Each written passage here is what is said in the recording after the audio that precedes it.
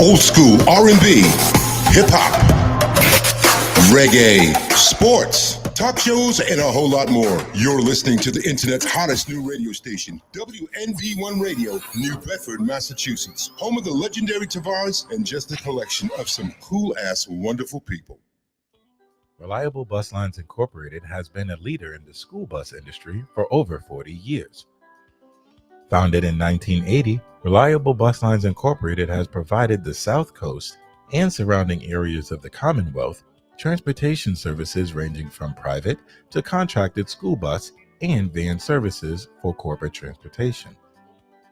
Specializing in school bus transportation, Reliable Bus Lines cares about your precious cargo. Our drivers are trained and certified and understand the importance of being on time and getting students to and from school safely. A staple in the greater New Bedford region, Reliable Bus Lines Incorporated is a women and minority-owned company. Our staff prides itself on being diverse, professional, and helpful. Call now to book your next outing, 508-992-0342. So come and take a ride with Reliable Bus, the bus you can trust. And don't forget to tell them that WNB1 Radio sent you. Have you made that New Year's resolution to get into shape and you still haven't followed through with it? Then you need to join KO Gym. The champ is here! The champ is here! The champ is here! KO Gym is located at 50 Conduit Street in the north end of New Bedford, within the historic mills in a 5,000 square foot space, within plenty of room to train for social distancing, and the facility has unlimited parking outside. KO Gym offers exclusive training in Muay Thai, kickboxing, boxing, grappling, jiu-jitsu, as well as strength and conditioning programs. So if you're looking to train to get into shape to train for self-defense, or if you're looking to train to compete professionally, KO Gym has experienced professional staff to help you obtain your goal. They also offer one-on-one personal training as well as group classes to satisfy everyone's needs. So go ahead and let KO Gym help you make that change for a healthy body and a healthy mind. And also tell them that WMB1 Radio made the referral for you.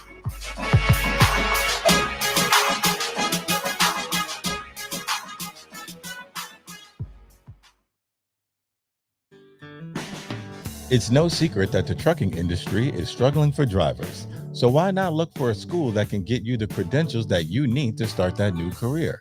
Get on the road to success with J&J Driving School and Logistics Incorporated, located at 978 Nash Road in New Bedford, Massachusetts. J&J is a Black and woman-owned trade school leading the South Coast in CDL training. J&J offers the most comprehensive training programs for CDLs A, B, and school bus training. Don't let opportunities drive right by you. Go and see our friends at J&J and get your CDL career started right away. And be sure to tell them that WNB1 Radio sent you.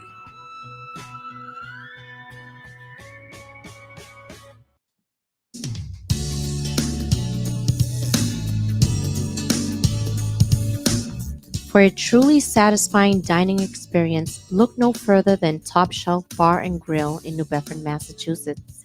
Our family-style restaurants offer an array of mouth-watering dishes, from pub favorites to traditional Portuguese cuisine. Treat yourself to an expertly prepared Portuguese meal or unwind with a handcrafted cocktail from our bar. Be sure to try our signature creations, including shrimp Mozambique, bourbon tips, grilled salmon, and the signature top shelf steak. Our warm and inviting atmosphere, combined with exceptional service, ensures a memorable experience. Since 2011, Top Shelf has proudly served a unique blend of Mediterranean-inspired cuisine, reflecting Portuguese, Spanish, and American flavors. Our founder, Robert J. Afonso, drew upon his industry expertise to create a welcoming space where everyone can enjoy a delicious meal, catch a game, or simply relax with friends. We strive to make our house your house, fostering a sense of community and supporting local organizations. When you visit Top Shelf Bar and Grill, make sure to mention WNB1 Radio and enjoy your meal.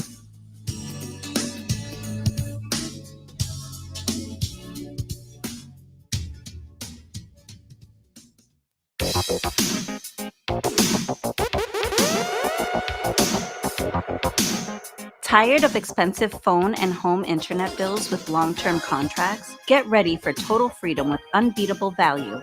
Total Wireless by Verizon is celebrating the grand opening of 2 new stores in Massachusetts. Join us on Monday, July 14th at 1843 Acushnet Avenue in New Bedford and Friday, August 1st at 5 Park Street in Attleboro. Switch to Total Wireless and get the power of Verizon's 5G network with no contracts and plans starting as low as $23 a month per line for 5 lines. It's time to make the switch and get a great deal on home internet, new phones, and tablets for the whole family. Don't miss the grand openings of Total Wireless by Verizon in New Bedford on July 14th and in Attleboro on August 1st. And be sure to tell them that WNB1 Radio sent you. Ladies and gentlemen, may I have your attention, please? Yo, what's up? Baby, let's go. Old school R&B, hip hop, reggae, sports, talk shows, and a whole lot more. You're listening to the internet's hottest new radio station, WNV1 Radio, New Bedford, Massachusetts, home of the legendary Tavares and just a collection of some cool-ass, wonderful people. Good evening, I should say. I'm here so much, I don't know what's afternoon, what's evening, whatever, but good evening, and welcome to Straight to the Point Sports, where I'm joined by Derek Consatio and Steve Lopes, -1 Kevin Rudolph. What up? What up? What's Yes, going on? So, fellas, we're starting to get into some very interesting times here, not only with the weather, but with the sports. As you know, we're in that time of year where just about all the sports are colliding, right? Hockey has started, and basketball is a couple of weeks away. Mm-hmm. We are dead smack in the middle of college football, and I should say Major League Baseball is in pretty much at the end or close to the end. We're coming up on the divisional finals.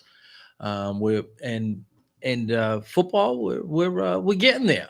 So this is a good time of year where there's a lot of pertinent information out there, and we get to take it all in. So today, obviously, we're going to talk about the NFL.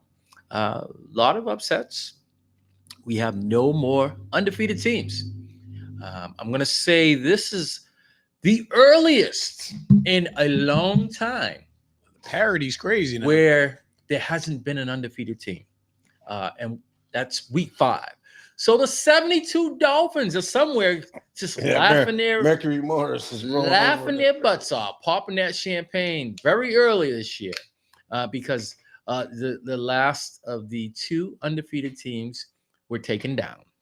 So But there's still some defeated teams. yeah, we'll talk about that and much more, as well as the upcoming games that'll be happening this week. Also, we need to talk about Major League Baseball postseason. Who's going to be the next Mr. October? The stage is almost set. We've got one quarter of the divisional. Is it divisional? Am I saying it right? Division? Yeah. Yes. To advance to the the pennant. Yes. So we only know one right now, and that would be the Blue Jays. Everything else is Who did they beat? Yankees. You see that? You see that commercial? With, Poppy and yeah. But we can't say anything because the Yankees beat us. But as long as they didn't win and their drought keeps going, the last time they've won is 2009. It's going on 16 years. And that's a big Poppy curse. You remember, right? In the new stadium, down 3-1. They in the new 3-0. stadium that they buried a big Poppy jersey in the cement, and it was unearthed, right? Maybe they should have just left it there. Yeah. Maybe they should have just left it there, and they haven't won since. So we're going to use that to our claim to fame. So yeah, we'll talk about the postseason magic that hopefully is going to happen for somebody, just not in New York or Boston. Also, college football with some big games this week, big upsets. We'll talk about that as well as the upcoming big games. A lot of ranked teams. A lot of ranked teams will be playing. And then we'll talk about the WNBA finals, in which the Las Vegas Aces have taken a 3-0 commanding lead over Phoenix. And lastly, time permitting, we'll talk about the UFC card, which happened. That's if time permitting. It's only like 7 seconds if you want to talk about All knockouts. Yeah. All right, so fellas, we'll get right into it. We're gonna do like we do every week. We're gonna talk about games that caught your eyes. All right, Steve, you can go first. Well, a game that I said I was looking forward to personally was the Seattle Tampa game. And it turned out to be a barn burner. Kudos to both teams. They both looked like they were legit. Well, at least on offense. But Baker Mayfield and Sam Darnold had both been having standout years, and it just continued. But Darnold made one mistake, and it cost him the game. Who you got, Derek? I'm gonna go Broncos Eagles. Broncos Eagles ended another undefeated team streak. Yeah, and honestly, like I don't think the Eagles got it this year. No, the offense nor defense. They don't impress me on either side of the ball. No, last year they were feared on offense, but this year not so much. No, they got a lot of issues going on. One being that they can't hold on to leads. Two, they can't get their running game in gear. No, their passing game. That's with Lane Johnson being out, running. And then Dickinson's out. He played last week. He's playing banged up, but is it what's the center's name? Is it Lance Dickinson? I think it's Dickinson. He's out again tonight. I think those are big factors when you don't have a healthy offensive lineman. All our teams have played subpar on offense when we don't have that line intact. And the crazy part about it is, like, the Eagles got something coming for that front line. Yeah, with the Giants. That Giants front line is not too shabby. Yeah. For me, it was the Patriots and the Bills. Yeah, the Patriots. They played. It's crazy because if you look at the games in which the Patriots lost, who did they lose to? Carolina. They killed Carolina. They lost Pittsburgh. Pittsburgh. 5 turnovers. Fumbles. 5 turnovers. Who's the other team that beat? Whoever they played the second game of the year, because they won their first game. I can't recall. Oh, they lost to the Raiders. No, they beat the Raiders. No, they lost to the Raiders. Oh, that's their loss then. All right. So this is the thing for me. Is this a turning point for the Pats? Pats? That was week 1. From every indication that I've seen, as the week, as the weeks go on, they are showing promise. They're showing a lot of promise. For the Pats, last week and this week, Stephon Diggs stepped up big, 100 yards both games. He had some incentive this week. Yeah. Well, he had a little oomph because he was going against his former team. Even like, because I ended up watching the game with Kevin, and we both noticed it in the beginning when they first gave him the interview. You could see that he was like ready. He was warmed up. He was ready to go. That tells me he had good mental focus. And why can't he have good mental focus for every game? You're a professional athlete. You shouldn't have to wait until you play against. But I mean, he caught 10 out of 12 passes for 146. And he was giving them the business. He was giving them the business. Man. So for him, he had the personal incentive in playing against a team that basically was like, all right, we're done with you. He had 10 catches, 146 yards, 119 in the second half. 119.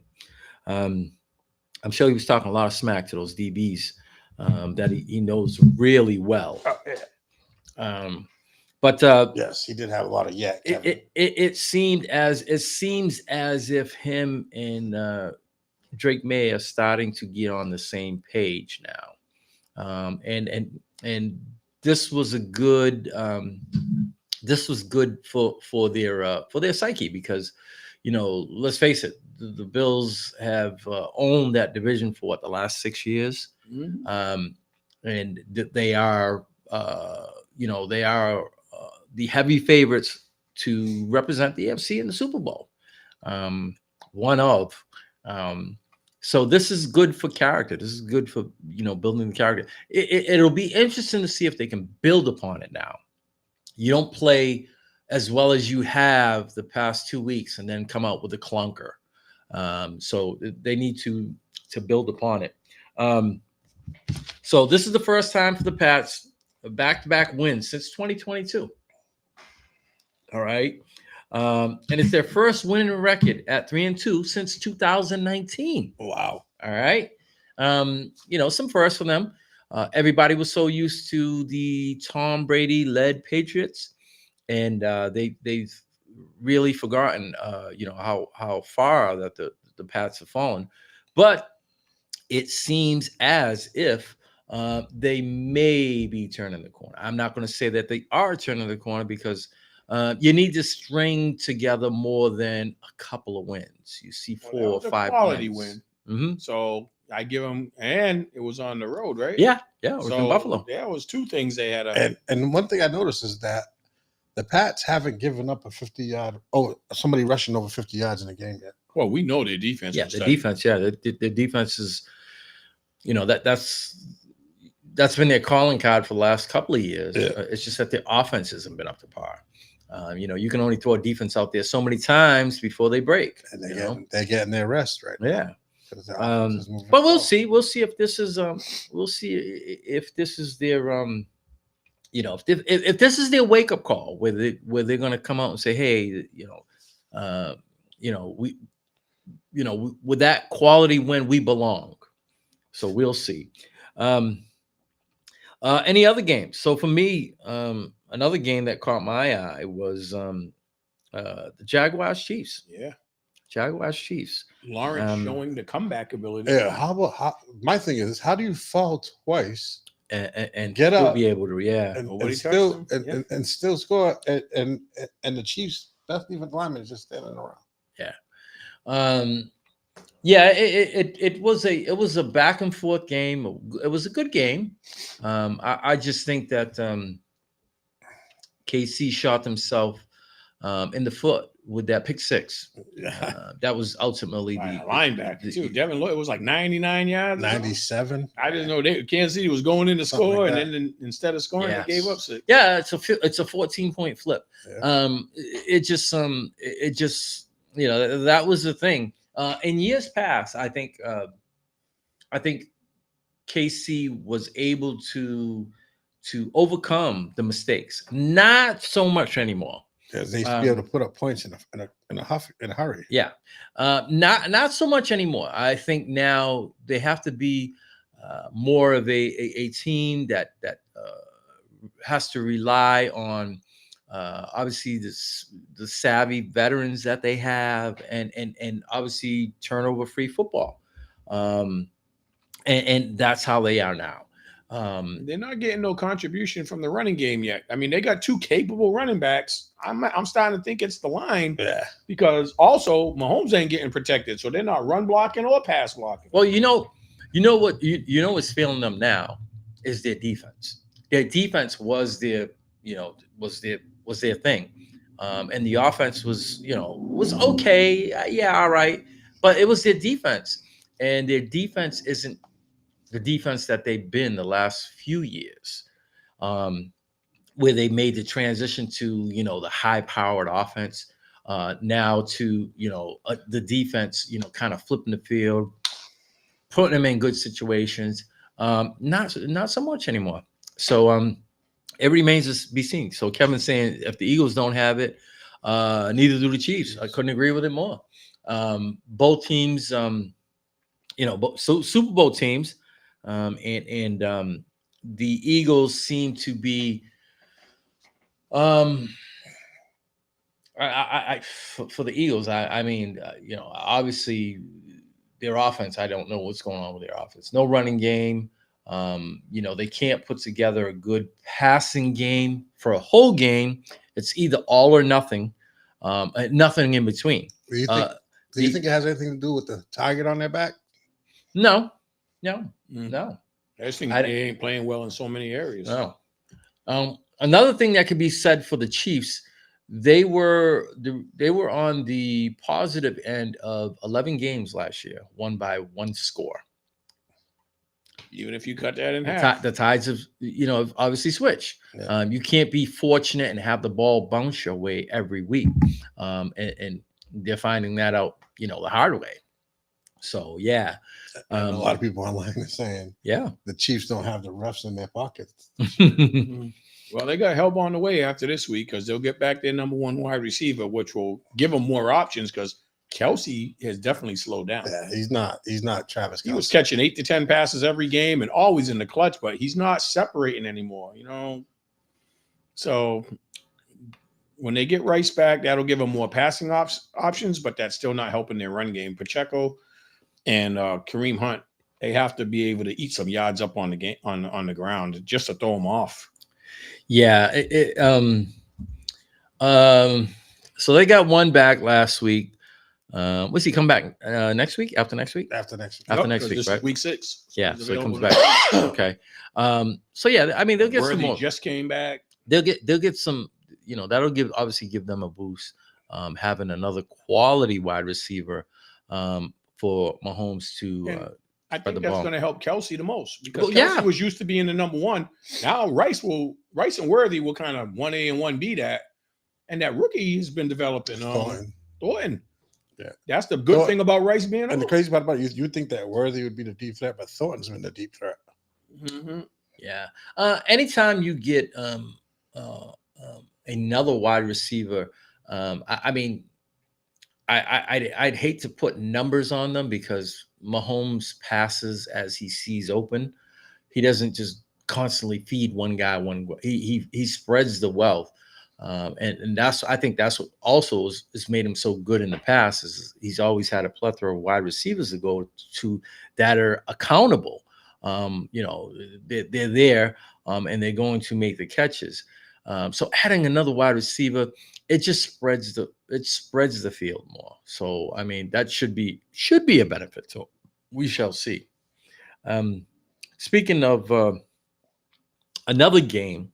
One that caught my eye in the wrong way, all right, was the Texans-Ravens game. I get it that they had 9 guys out. I don't know. Did Houston catch their stride, or was just the Ravens that bad? Well, 40. When you put up 40, it looked like C.J. Stroud was playing with more confidence, and he reestablished that connection with Nico.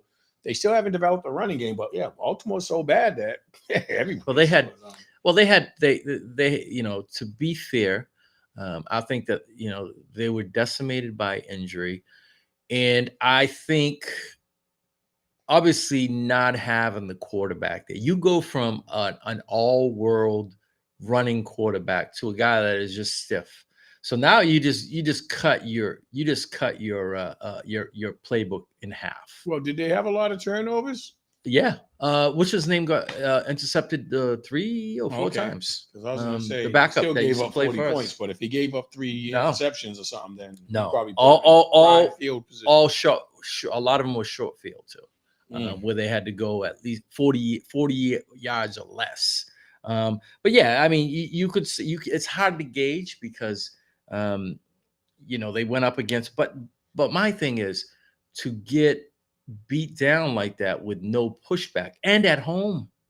That's twice at home that they yes. Beat up. So I just look at it. The jury's still out for me on the Texans because of the fact where the Ravens were so depleted, especially in the quarterback position. Like I said, you go from somebody that's Superman to a guy who can barely get the ball down 15 yards.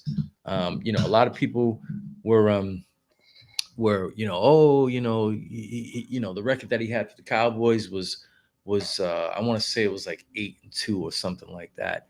And people were like, well, maybe they should stop. I was like, maybe you need to watch the games. The guy does not throw anything over 15 yards with accuracy. He's heavily dependent on a running game and a defense.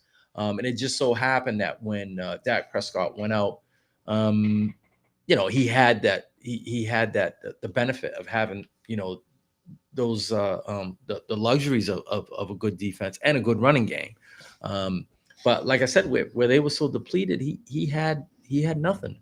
And like I said, I think it would be pretty easy to game plan against him as opposed to Lamar Jackson. You can do a lot of blitzing. You can do a lot of stuff. You can play a lot of man-to-man and say, "Oh, okay, well, do it," because he didn't have those physical tools. So that's it. But yeah, that game caught my eye in the opposite way. No, there's one more game though. That caught my eye. I wonder if you're going to mention the one the 49ers. Yes, that Thursday night game. That game was excellent, crazy. That was a good game. And Mac Jones again at quarterback. That's what I'm saying. There's talk of all day on the radio and on YouTube is the talk is trying to ship Brock Purdy out. After this gave him that big contract, ain't no one taking that contract. Yeah, that's what I said. Bro. Ain't no one taking that contract. And that would be rushing it. Mac Jones, we've seen more bad than good this year, but could he be in a Baker Mayfield type comeback? He said Shanahan wanted him as his pick, but the Patriots took him. He has a better line, better receivers, even though his receivers are hurt. But yeah, he didn't have much in New England. He has more to work. He didn't have nothing. He has a running back. He didn't have nothing. He has more to work with right now. So in New England, he had absolutely nothing. Didn't they have a so his final year they had the offensive coordinator, wasn't he a special teams or something? It was a defense. A defensive coordinator. It was the big boy, the kid, the guy from that went to my old Detroit. coach. Yeah. Yeah, I know it was something crazy. I don't care about him. I knew it was something crazy. You can't guy. you can't do you can't. There's no way in hell that you can just flip. I mean, that's how arrogant the Patriots were then. They were just thinking that, we're the Patriots. We can take a defensive coordinator and make him an offensive coordinator. Yeah. No, it doesn't work that way. It doesn't work that way. But yeah, I mean that was a good game. Once again, divisional game. Divisional game. And it just so happened. I mean, that final drive, where did you happen to watch Mac Jones? When he lost his pants and Oh, that was it. He didn't know where he was. Then like he made it not even halfway to the sideline, with his pants still down, and he was dry heaving. And I thought he was gonna pass out. I'm like, what is this guy gonna do? Is he gonna pass out? Is he gonna throw up? And I know he was clapping when that field goal went through, of course, because he was like, oh my God. And then obviously when they when they stopped him, he was just like, thank you, Lord. I did not want to have to go out there and try to throw anymore, because he was getting beat up.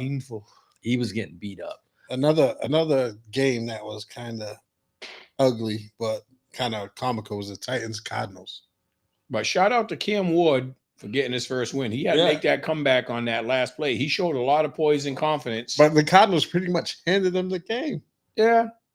But Cam still had to drive down that last. I mean, he was number one pick. He's getting beat up a lot. No, he was getting beat up. So I was happy to see him and Bryce Young in Carolina. Two young quarterbacks, both looked good in crunch time, brought their teams back to victory. But those were two other competitive games compared to the 5 or 6 we mentioned. The whole week was good. That Dolphins-Panthers game was I was loving Red Zone because I couldn't watch this one game last week. I was just like, after I watched that great early game, I was like, I put it who was the early game? That was another good comeback. I didn't even that game. You guys weren't up yet. Oh no, you were traveling. Ooh, I was at a football game. You was traveling. I was already at a football game. But just game. in case you forgot, Vikings had a very good comeback I thought victory against Cleveland. When you said good early game, I thought you was at the kids game with me. Yeah, well, there might be some future Vikings on that squad. But we self-sabotaged until the last quarter again. But I didn't know Addison is still acting up, man. I think he might get traded after. Yeah, boy wants to walk around London by himself. They suspended him for the first quarter. I didn't even know. I'm looking for him for fantasy reasons. Like, where's Addison? And then they mentioned it when he came in the second quarter. The coach's decision to suspend him. He's lucky he only got trouble. He's lucky he only got a quarter. Yeah, but you've had 2 altercations with driving recklessly, and your behavior has been an issue. When you're going to grow up, you got talent. Don't let your attitude overshadow your talent. Because I think one more situation in Minnesota might get tired of him and ship him out somewhere. Remember, what was this year? His 3rd year? Yeah. So he's going to be looking for a big contract pretty soon. But Minnesota's not going to be the one to give it to him if you're this much of a risk. I don't think anybody's going to give him a big contract. He's going to keep acting up like this. Yeah, you start displaying immaturity, decision making, anything with off the field, that has implications of you acting up off the field. It's a red flag, especially when you're going to ask for top money. It's a red flag. Your numbers are going to be decent, but who's going to risk it? Look. So in contrast, look at Pickens. Right, Pickens is doing everything right now because he doesn't get opportunity. Yeah. He's doing everything right, but if he were this is his time to shine. Right, what better chance do you have? CeeDee Lamb's out, and you are up for a contract. This is his contract. Yes. And his quarterback's playing really good right now. Yes. You're up for a contract. And you are now showing what you can do as a number 1, as opposed to doing the things that he was doing when he was in Pittsburgh. At some point, maturity has to kick in, and you have to say, am I affecting my pocket, with my behavior? And you have to grow up at some point. And who's really helping him the most, I think, is the guy that's injured at the same position. CeeDee Lamb said, I will gladly be the number 2 and play the slot so I don't have to run deep. I'm more effective in the slot, and let Pickens be the long guy. He's not more effective in lining up as a running back? Not Come on, Kevin. Hit me up with that. Yeah, you want Kevin to reach through the screen and grab you, right? I'm beating down the door like, hey, Kool-Aid. Yeah. Good evening, Jack. Jack, what up, brother? Yeah, so it's congrats, Jack, your first win. Yeah. Big just win. mentioned that. Yeah, Cam we were just Ward talking about you guys. Victory. Well, his first victory. Yeah. So yeah, I mean, overall, it seems there's a trend going on in the league. It's like either the games are really close or they're blowouts. There's no in between. But what do you think about the parity? Because there was so many games that came down to the last minute. I was like, I've never seen a week with so many close games, whether they were good teams, bad teams. Yeah, it's it's good for the league. Mm-hmm. You just don't want to see every week somebody getting beat down. It makes for bad watching.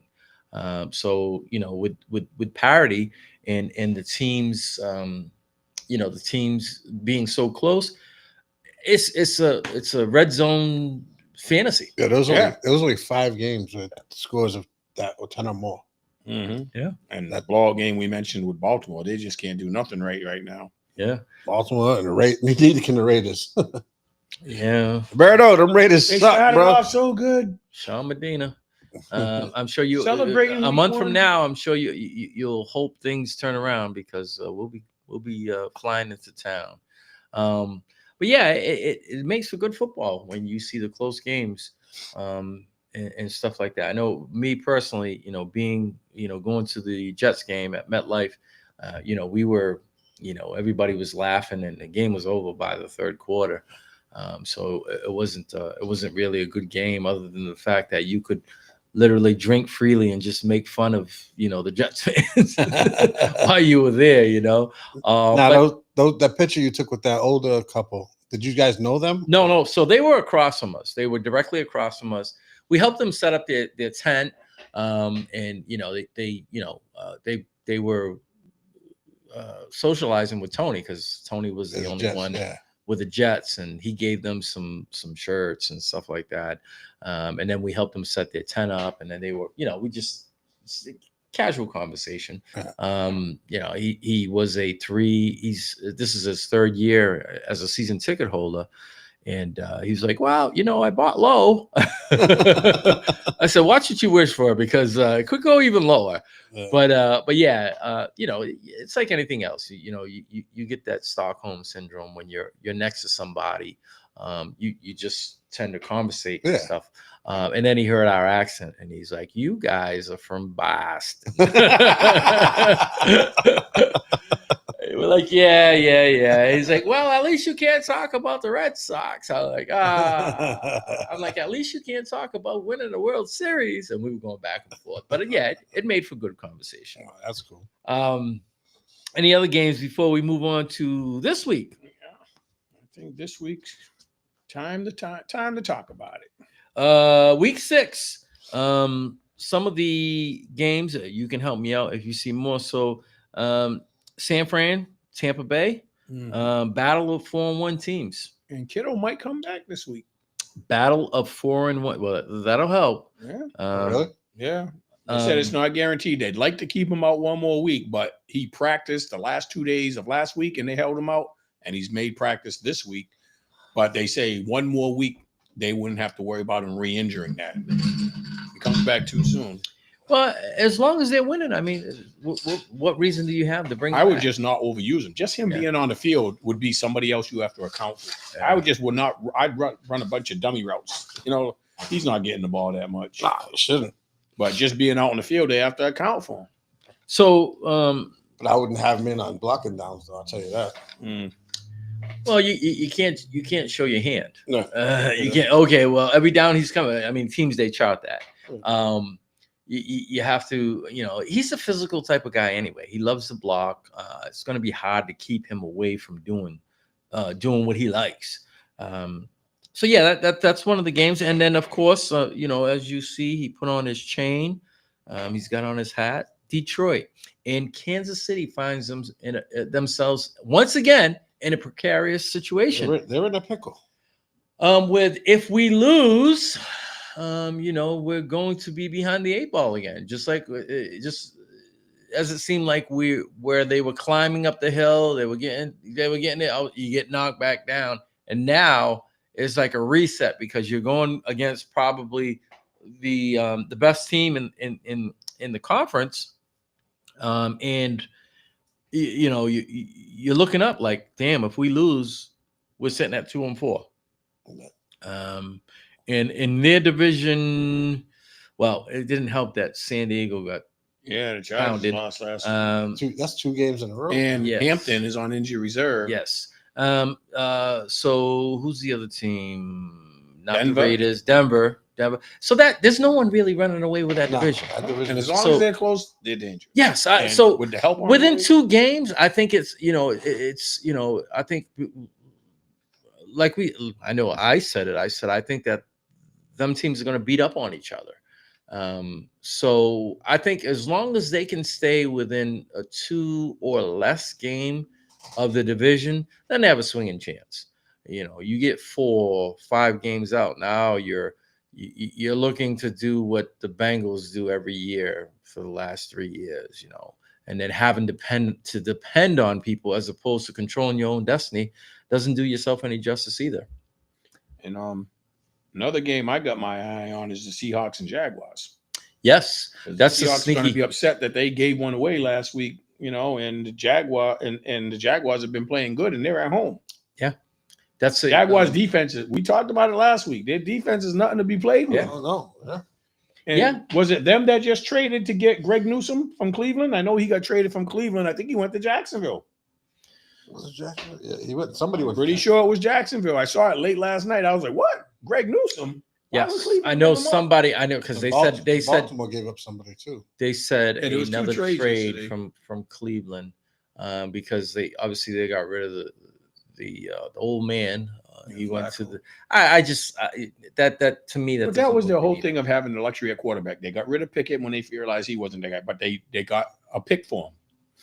They got rid of Flacco. They got some more. So they got some draft capital. It might not be high-end draft capital, but you can draft more players. So and their scouting team does a good job in the draft. I've got a pretty good stat for you here that I need to share. So we know that the Cleveland Browns have not had much luck at quarterback. So the Browns are currently paying 8 quarterbacks. 8 quarterbacks. Deshaun Watson, $35.9 million. Jameis Winston, $2.2 million. Dylan Gabriel, $1.1 million. Joe Flacco, $999,000. Shador Sanders, $955,000. Wait a minute, Flacco was only making $900,000. Bailey Zappi, $315,000. On the rosters. I know. Yeah. This is what I'm saying. The rest of them guys are not on the roster. Dorian Thompson Robinson, $171,000, and Kenny Pickett, $8,000. They are currently paying 8 quarterbacks for this year. When is enough? When are they going to made a lot of bad decisions at quarterback? A lot. Listen. Can you like remember the NBA team Phoenix? Gets can rid of you their coaches all the time. Can you remember when they had a good quarterback that was good for more than 3 seasons? Bernie Kosar. I was gonna say Brian Sight.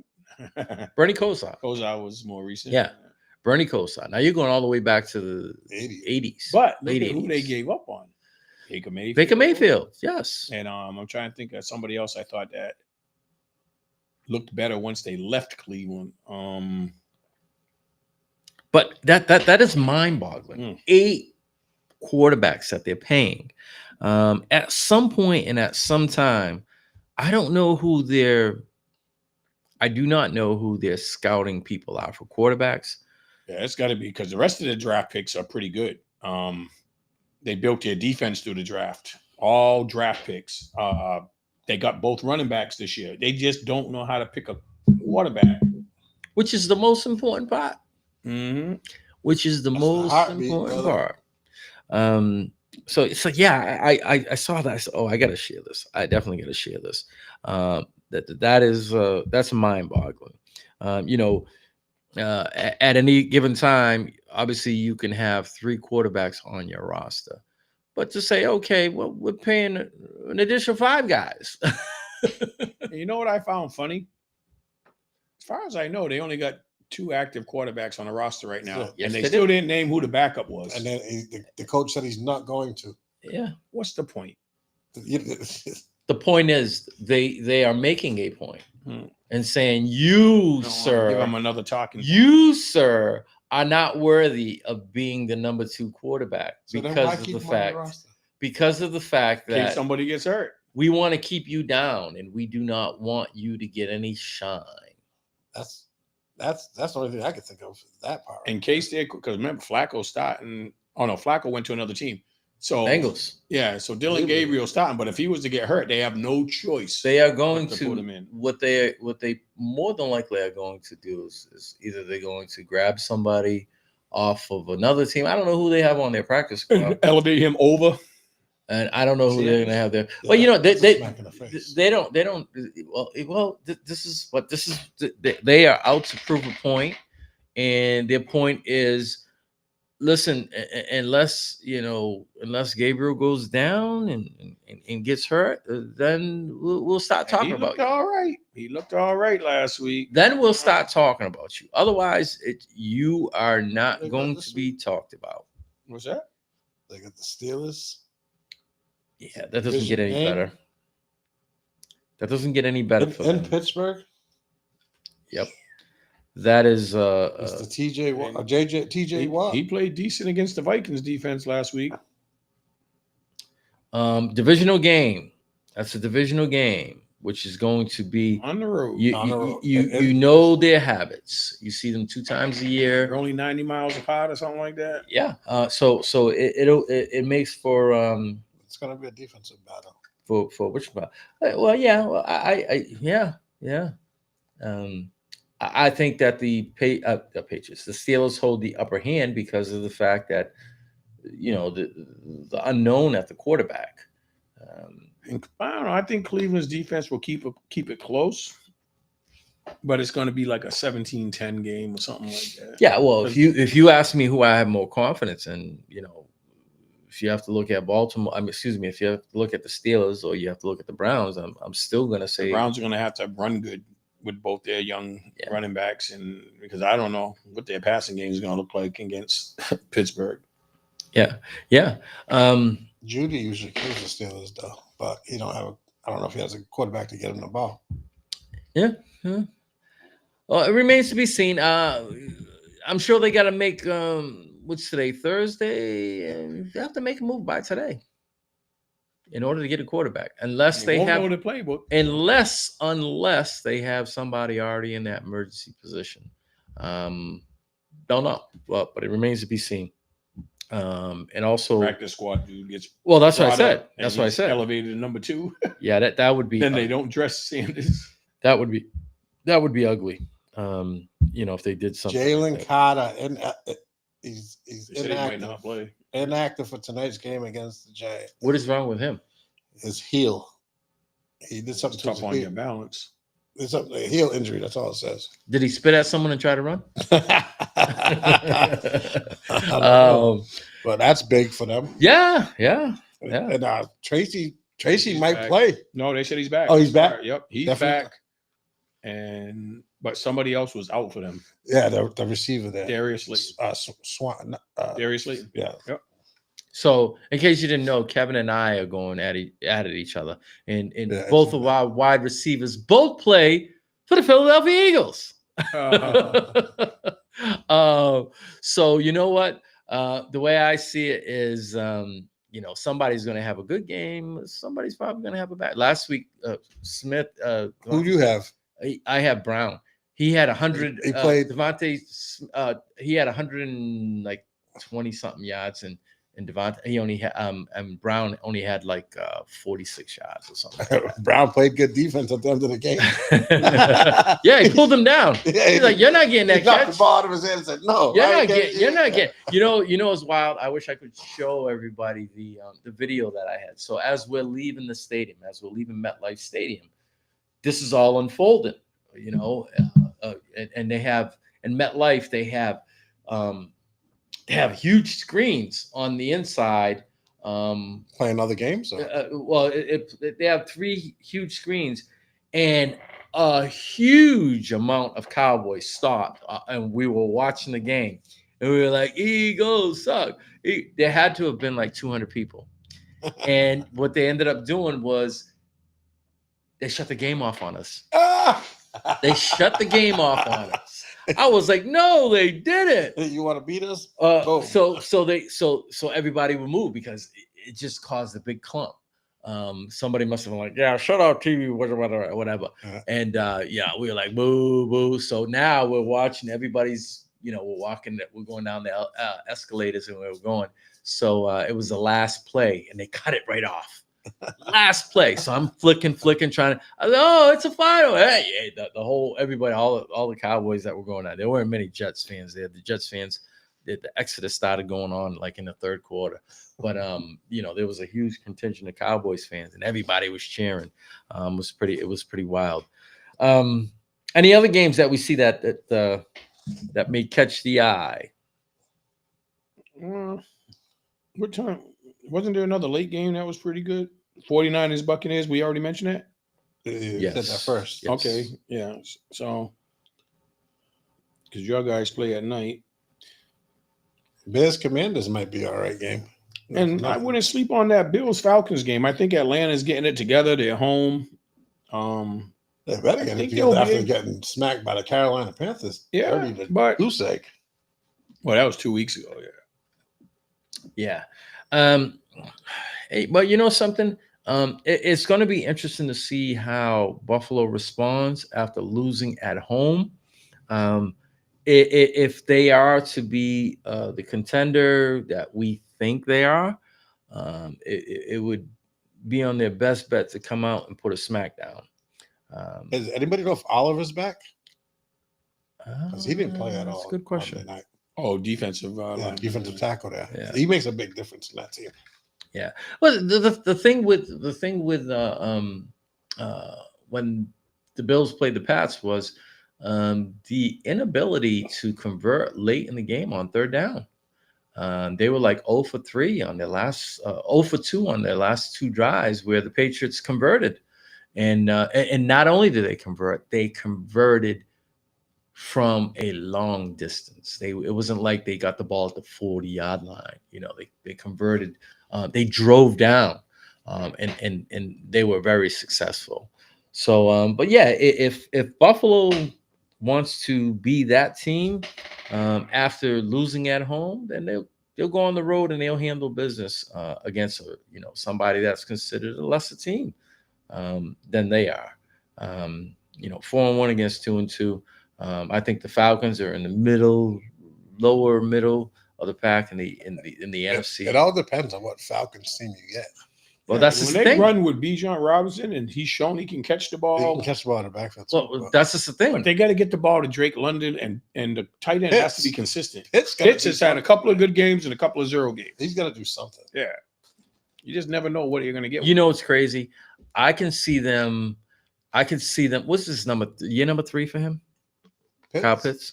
This is 3 or 4. I can honestly see them probably getting rid of him.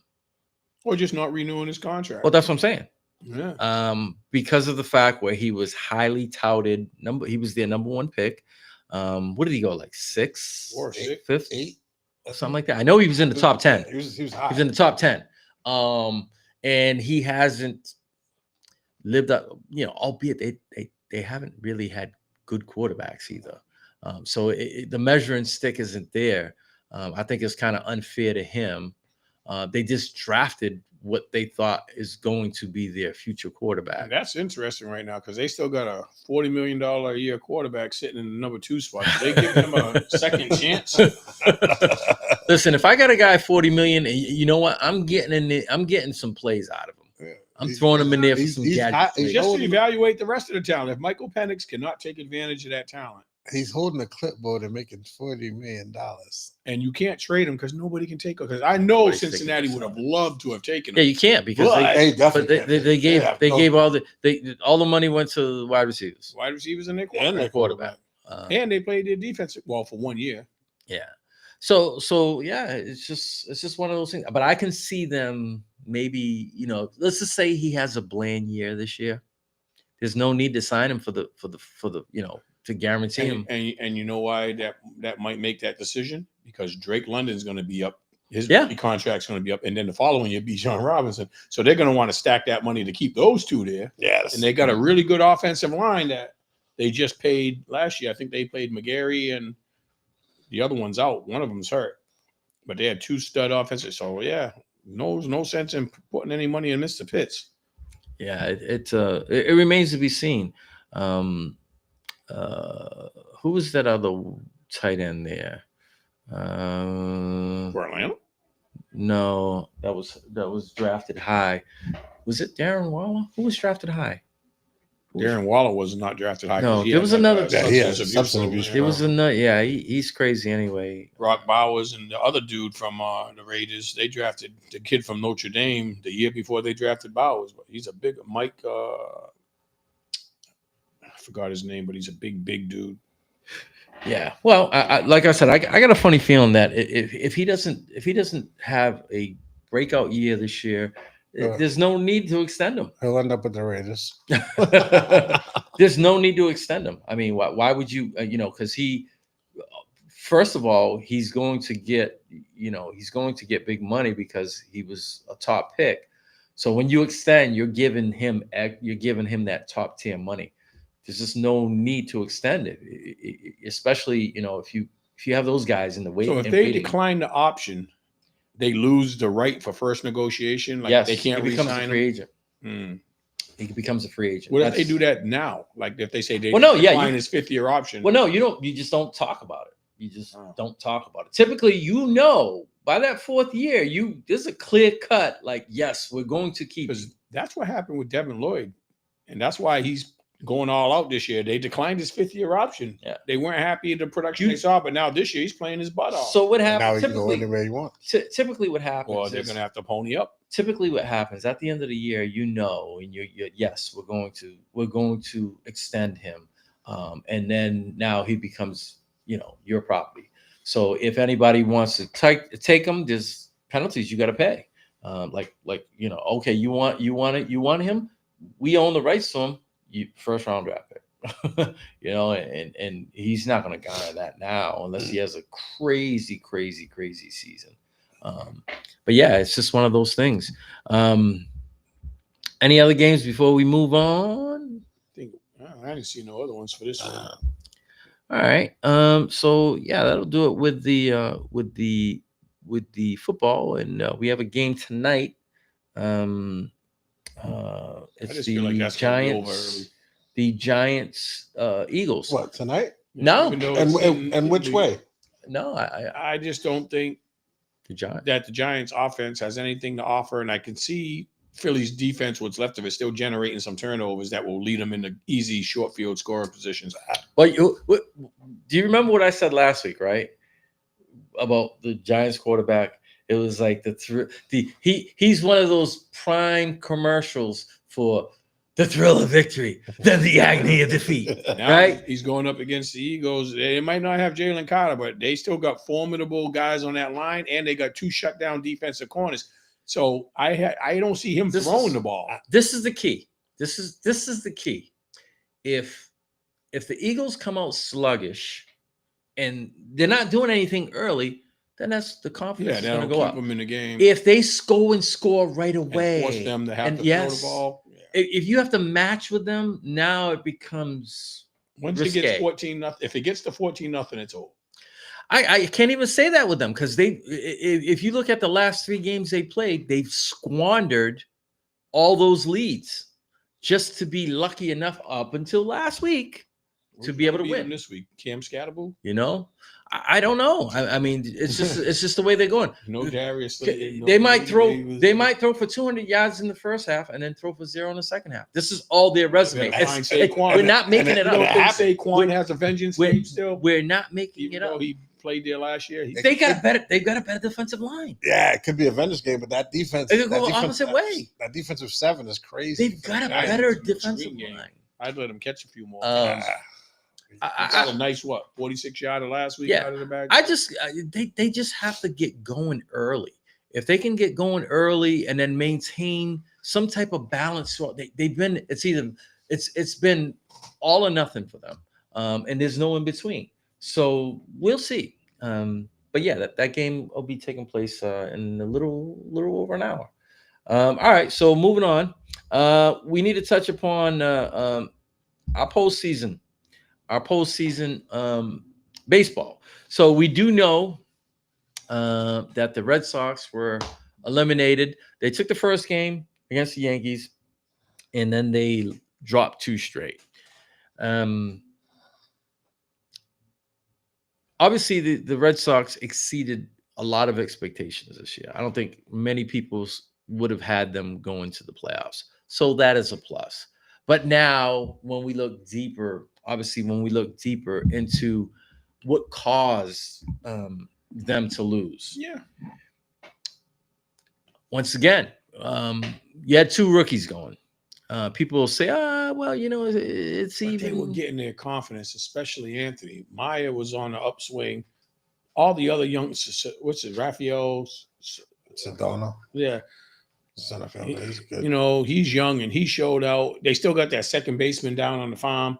The veterans played really well. I think Bregman and Story want to stay. Well, Story has to stay, but I don't know. I don't know if Bregman wants to stay. Bregman. I think from all indications, he did say it was an honor to wear this uniform. But in which way did he mean it? Yeah, exactly. Did he mean it and saying, Reds want to go? Houston. Houston already got rid of him. Why would you go back? They gave up on him. That's what he wants. He's going to just. They got a young third baseman that took over his spot. It's a money grab. at this point now. Not from Houston, I don't think. No. As far as free agency goes. Yeah. Buddy, I said, where does he want to go? And Eric said Houston, and I was like, they got a young third baseman. So that's why they got rid of him. So they've got a few Moving things first too. base? So they've got Bregman. They got us Lucas Giolito. He's up for a negotiation. Trevor Story. I And thought Story was tied in long term. no, he has a player option. They all have player options. Giolito, Bregman, Story, and the Story situation could be interesting, depending on how much they believe in Marcelo Maya. Yeah, I'll tell you what, he stepped up big time this year. Story. Yeah. I just don't know how led them in long everything. you want to sign him for. Home runs, stolen bases. Yeah. So he still looked like he was in his prime, but how far I'd go a 4-year deal max, As long as he can stay healthy. Well, that's what we said about both of them, right? As long as they stay healthy. One stayed healthy, the other one was off and on. But I want to dive into the bigger thing. All right. We put our ace out there, game one. He did what he was supposed to do. What did we say? Unsure about a number two, unsure about we had to throw a rookie out there, right? If we had a number two, we could have ended that series. No clear-cut number two. It would have still been a challenge, but I agree. But I didn't like that format of playing all 3 games on the road. Well, it's new. It's only been in into effect for 3 years. You deserve to have at least 1 game. Well, the thing is, the lesser team, when they added those extra wild card teams, that was the wild card they threw in. When they first started, if I'm not mistaken, correct me if I'm wrong, they used to have a 1-game playoff, not a 3-game. Yeah, they did. It was just 1 game. But what happened is when they extended it, it turned into it went from 1 to 3, and then it went from adding more. Now they're like, you know what? There has to be some incentive for the team that is. Which I still think two games to 1. But once again, you're talking about travel. Let's just say that instead of it being Boston, New York, which is only less than 35 minutes flight, let's just say that was the Angels. Now you got cross country flights. So I could see I could see but think about it though. If you're flying from coast to coast, in that day, because now you're talking about one day on, 1 day off, 1 day on, 1 day off. It just extends the season. So if they say, okay, all 3 games are going to be at the higher seeds ballpark, there's no travel involved. You can go every other day. You can go every day. Higher, you would have had that advantage. And they went every day. Yes, that's the thing. There's no travel, so you go every day, and you don't have to worry about the cross country, flying through mid or whatever the case is. I mean, it just so worked out that it was Boston and New York, like I said. But for me, you have to make a decision on these guys, right? I would say that they're more inclined. I would like to say that they're going to say want to keep both of those guys. But I think if you have to push for one or the other, I'm pushing harder for Story right now. Right now, I was just going to say, if you guys had to put on the GM hat, what's your first order of business as the Red Sox GM? Story. I take it. You don't want to happen what happened to what's his name, the big guy there, Kyle Schwarber. Yeah, Schwarber. You don't want that to happen. Well, they might try to Did you see the bomb he hit yesterday? Cheap. Didn't he hit 2? I seen one of them pretty much out of the pot, the whole pot. But now my thing is he going to be, if he keeps hitting like that, is he really going to be cheaper? No, I don't even think he's going to be cheaper, to tell you the truth. No, I don't. I would like to see them add somebody like him with keeping, but I thought Story had more time, and I thought Bregman was the one that we had to try, because if you can make another run at it and get further next year by keeping that staff together and grabbing a number 2 ace or everyday first baseman. Well, remember, there's a first baseman. Oh, I said it last week. From the Mets. There's the first baseman. There's the first baseman. Alonso Oswald. Listen, so I look at it this way: you can lose Story, but you can still get that big fish in New York. All right. And then still, I mean, we got a lot of money. Now you put your rookie in at shortstop. You got a lot of money. You can go out there. Listen, if it doesn't pan out the way you think it is, you always have that trade deadline. But you got to go out. I think the first order of business is to take care of Story because he proved to be the healthier and give you more stats. Who's older? I understand that. No, I'm saying who's older. I don't know who's older. That's a good question. Kevin, look it up. Who's older?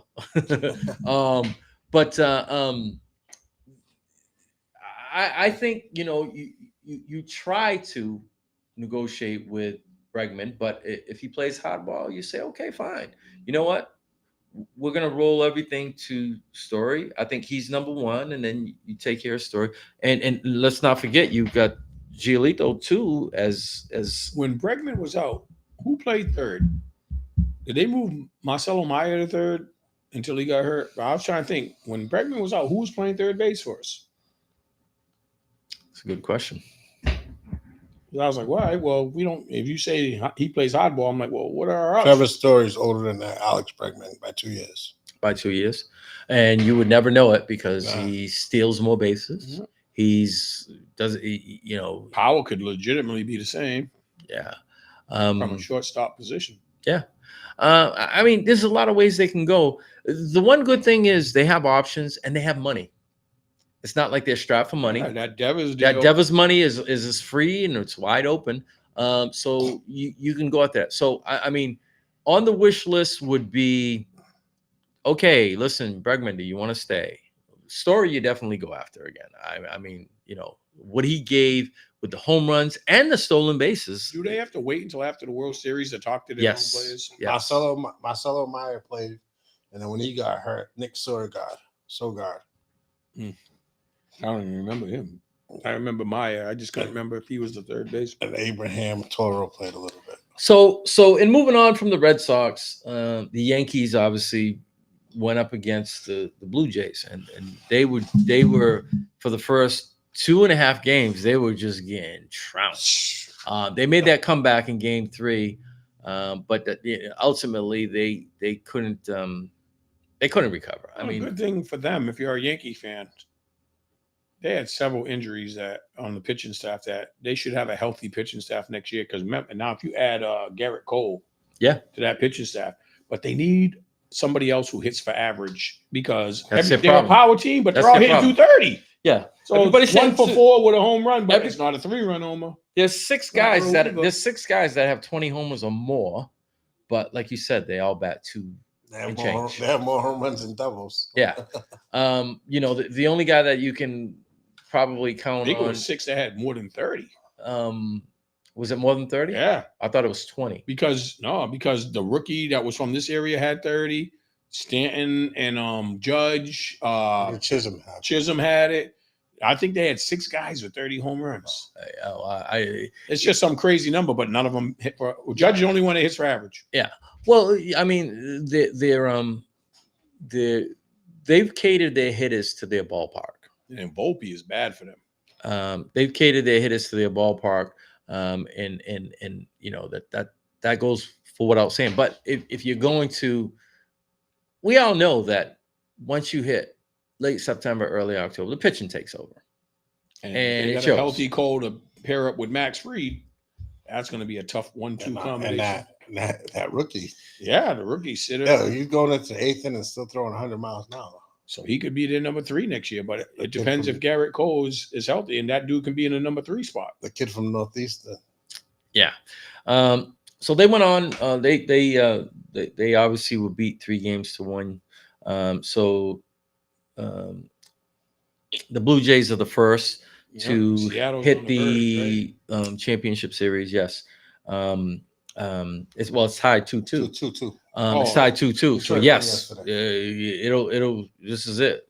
They're playing. Is it only best of 5 in this round? Yes. Oh. So they're playing. You all know who's pitching for Detroit. They're playing for best of 5.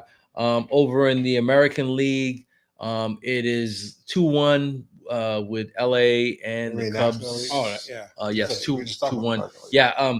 So you see, what's his name got for the Dodgers got shelled last night. Yeah, Kershaw. And they said that was an embarrassment, but he might have just said, "Let me eat the innings." We don't know what that. Well, It doesn't make a difference We're gonna anyway. lose. He gave up 6 runs, and at that point, why stress your bullpen? That's what I said. He might have had an agreement saying, "Hey, if you need me to eat some innings, just leave me in there. I ain't worried about it." At that media point, jumped all over it. At that point, why stress your bullpen? Chances of you coming back are few and far between. And then moving the Japanese starter to the back end of the bullpen, so Trinan can now be the 8th or 9th. I mean, the 7th or 8th inning guy. Now they're talking about starting Shohei. I think next game, right? I'm not sure. I heard them say he started game 1, so because they're playing now, I believe. So it's game 4. It was the that would give 0-0. him every other day off. So that would be a full. Top of the 5th. What's the score? Still 0-0. 0-0. So yeah, I mean, both of those. Last now. The like I said, the only one who's popped their their champagne is the Blue Jays. Everybody else is 2-1. So where's that game 5 with Seattle and Detroit? It should be in Seattle. Seattle had the better record. Seattle was division winner. Yes. Oh, that's right. Detroit faltered at the end in Cleveland. Oh, yes, they did. So yeah, no Red Sox, no Yankees. I don't know. I look at the Blue Seattle. Jays. I look at the Blue Jays, and can they be getting hot at the right time? Maybe. Looks they like have enough. Their bats. They can Their hit, bats. but can they pitch? Yeah. Their bats. Their bats are silly right now. They scored 12 runs in the first 2 games? No. They scored 12 runs. They scored in the first 2 games. Yeah. Oh yeah. I thought you meant combined. No. In the first 2 games. Yeah. There was like 11-0 in the 4th inning. Yeah. The second game. Yeah, their bats are getting hot right now. I mean, I don't know. I don't know if you can put it towards more of the Yankees bad pitching and bad hitting, because once again they're one of those teams that they're all or nothing. I just thought when they beat the Red Sox, I thought the errors once again showed their ugliness with the Red Sox in the postseason, which helped them to lose, and lack of having that second starter. I think if they would have had that second starter, they probably would have won because they had that game in hand. So anything else in baseball before we move on to the next subject? Did we talk about Milwaukee and Chicago? Because Milwaukee jumped out to a quick lead in that series, but now Chicago broke through. I mean, do they have enough to challenge to make it go the length of the series, or would they be? Do they play tonight? I think they play later on. Yeah, it should be a late game. Yeah, 9:08. 9:08 at Chicago. Late game, and it's 2-1 Brewers right now. So the Cubs have to win this game at home to force. And Milwaukee's pitching staff. Remember, they had the rookie. He hasn't done nothing the second half of the season or the last third of the season. He was kind of getting shelled, Mazeroski or whatever his name is. Yep. So I don't know who they're going to throw out there after they get through Freddie Peralta, because their other ace was hurt. He hasn't played the whole playoffs. They had an ace that was a strikeout artist there. They kept him when they shipped off the other dude that went to he's in Arizona now, but they had another dude with him. But Peralta's their number 1 right now. Milwaukee's another team that has to hit to win because they just don't have any shutdown pitching. I can't think of the guy you're talking about. Peralta's going tonight. Yeah, he's their guy.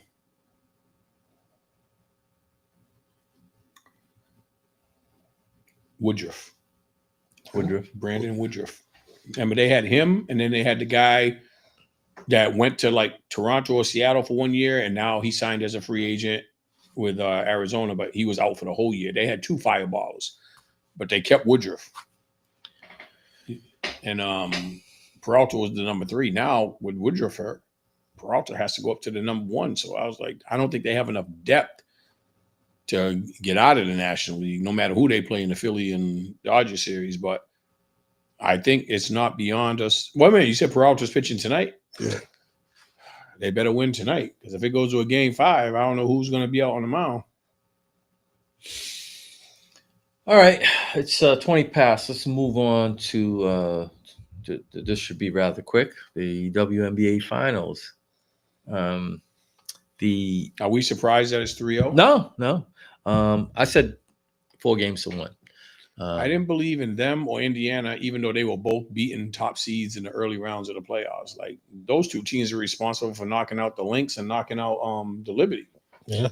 You know, so I was like, wow, those are the 2 I thought would challenge the Aces. Well, there's one ace in the deck.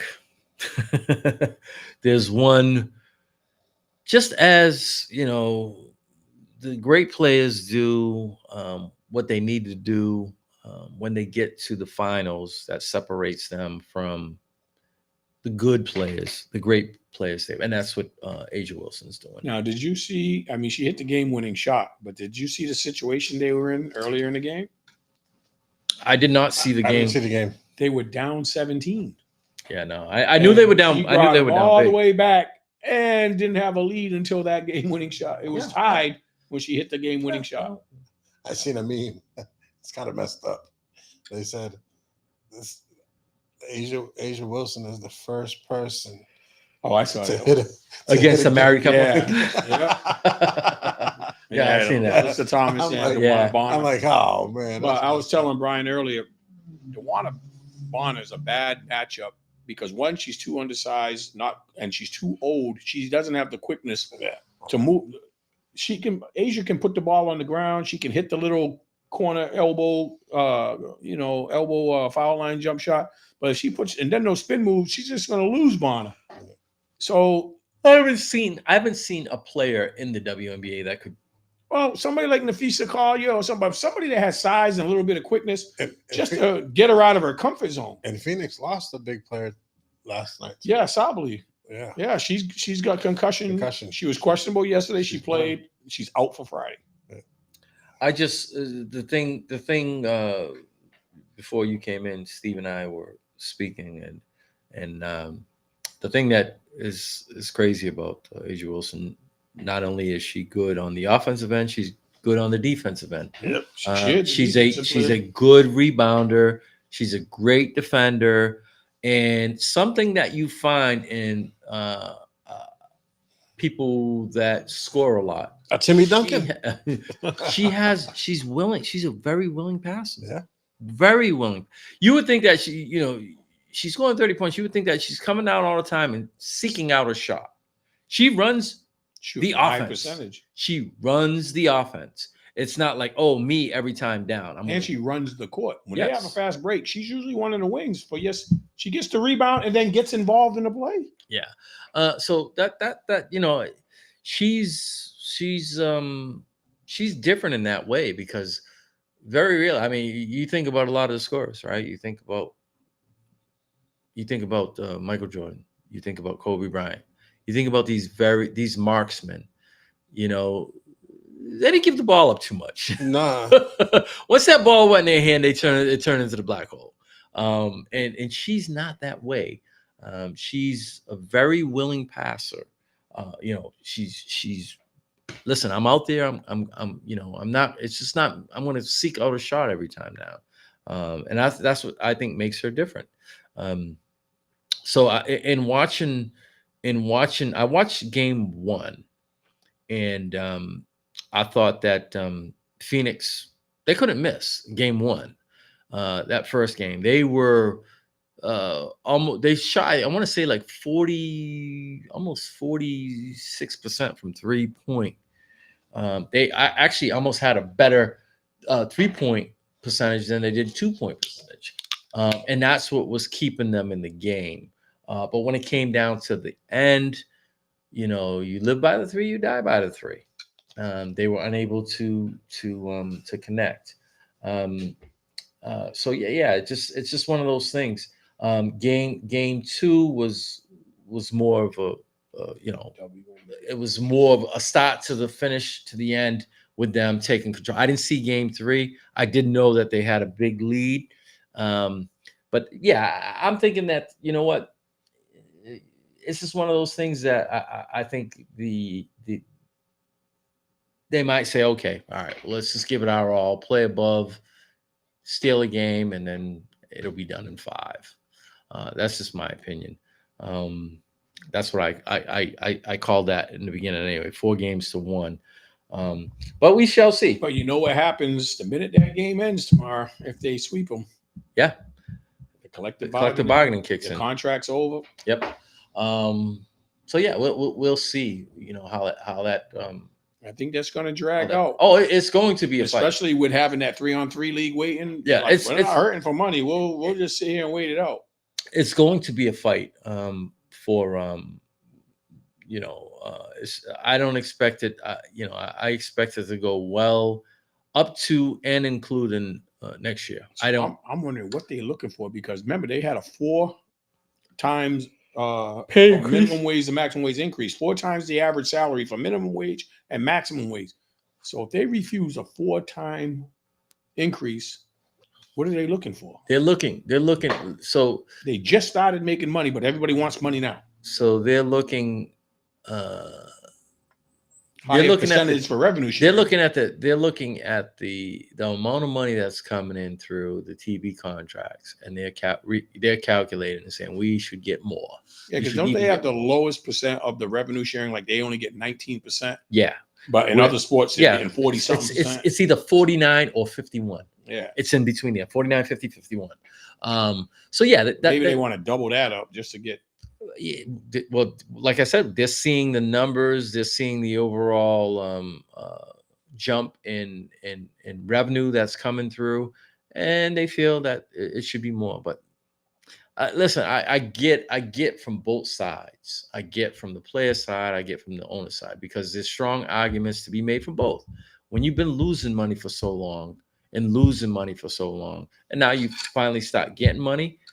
On the other hand, the players are saying, well, we feel we're undervalued.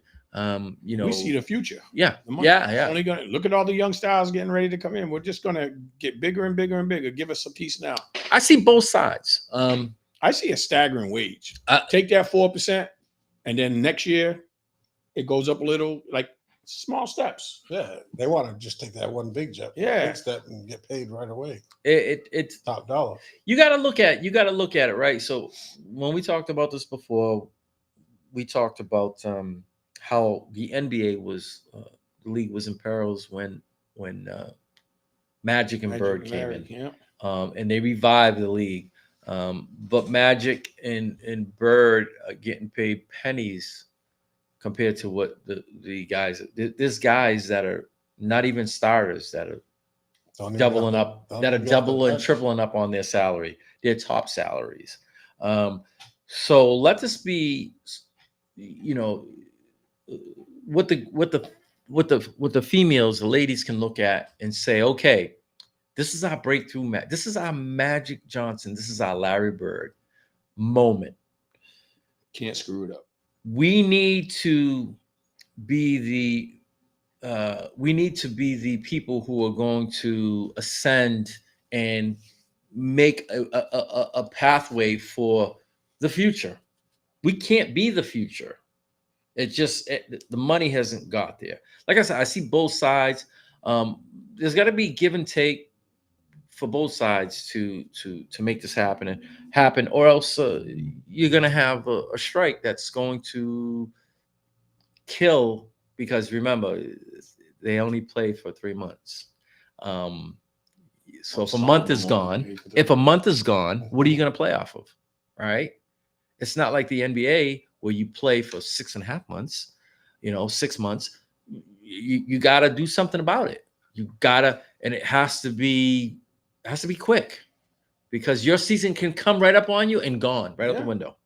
And one thing I want to see them get more money from is on the business end. I hated seeing people only carrying 10 players because they couldn't afford to play the last 2 spots. We had first round and second round draft picks getting cut. Only like the top 6 girls stayed on the teams. So this is something that needs to be addressed in the collective bargaining agreement.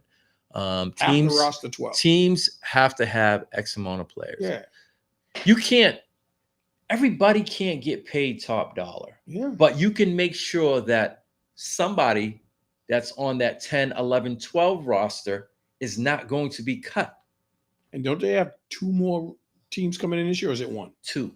So 2 more teams, they're paying a hefty entrance fee. Where's that money go? Yeah. Do the players get part of that? Well, no, it gets revenue sharing through the teams. They could lose 1 or 2 players each team. No, you can only lose 1. No, they might lose 2 because 2 teams are drafted. Yeah. So this is what I'm saying. You need Now to what, look you're gonna at go with 9? You need to look at it and say, listen, that's a win overall because, like I said, 10, 11, and 12 are going to be guaranteed a spot and not getting cut. And nor do we have to look at people who are at the end of the first round and the beginning of the second round being cut. That's disheartening. I mean, that makes them not want to come out because if that's the case, the round should the draft should be 1 round. It's disheartening. They can stay in the college and make money. Yeah. So this all has to be thought out strategically going forward. And I think that's what Olivia Miles did in the collective bargaining. Yeah, listen, if I know that, oh, listen, what's my pre-draft future looking like?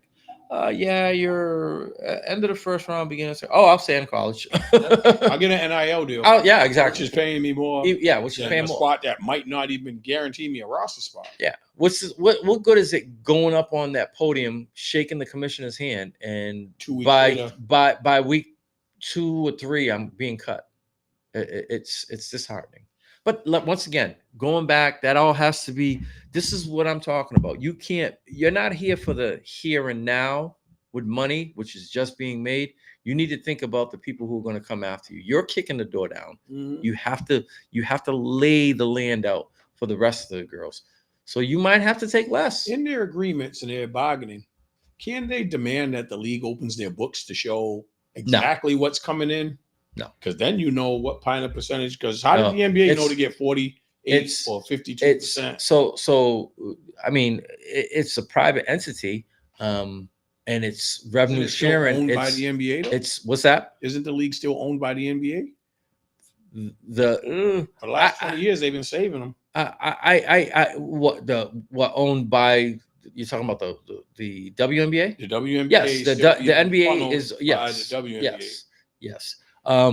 But the thing is, what if they took away their money, saying this is getting too expensive? You guys are on your own. Yeah. Now, how would things go? Yeah, because they gave you money for 20 years when you didn't have it. Yeah, but once again, this is something that you need to look at.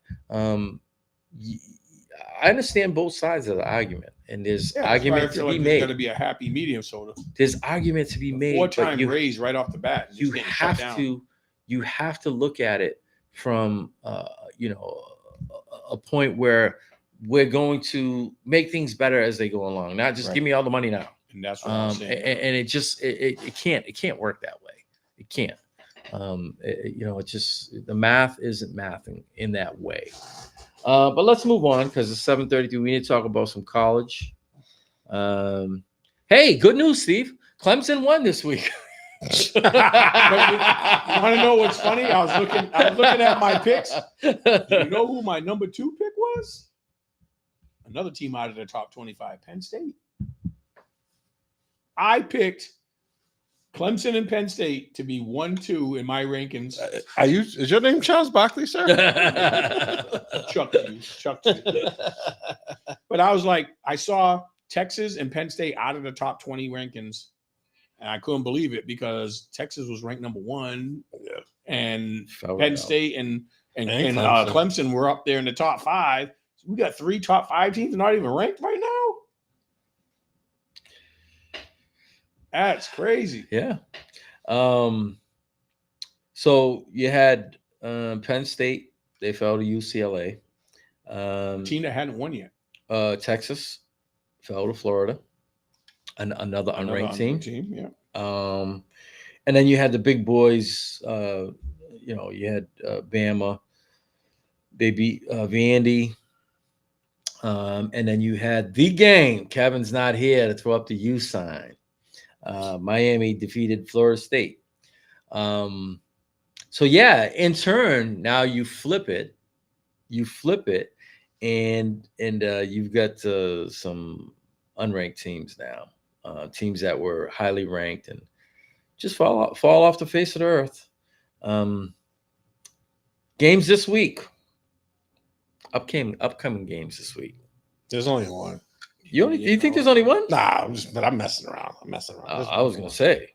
You got a number three, and number 7. That's the only one I was talking about. That's the only game I'm talking about. Right Oregon there. and Indiana. Yeah, that's the only game I'm talking There's about. also Alabama, Missouri. Yes. But there's plenty of games. Yeah. Even Wait. that Ohio State, Illinois. So wait.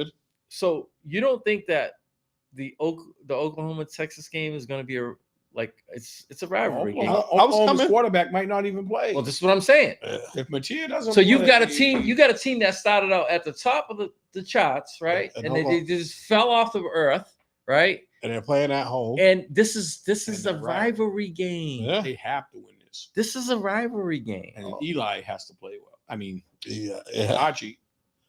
So yeah, you get the Bama playing against Mizzou. Yeah, that's gonna be a good game. Underrated. Man. That's gonna be a good game. That's gonna be. That's at 12. Oh, all right. Right off the rip. That's all right. Cool. And the Ohio State game's at 12. Illinois. Ohio State and Illinois. Yeah, that's at 12. Yep. That and Alabama hardly ever plays. Yeah, where are you gonna watch all these games at? I don't know. I might have to go down to Port Royal. Oh man, They got all the games on over there.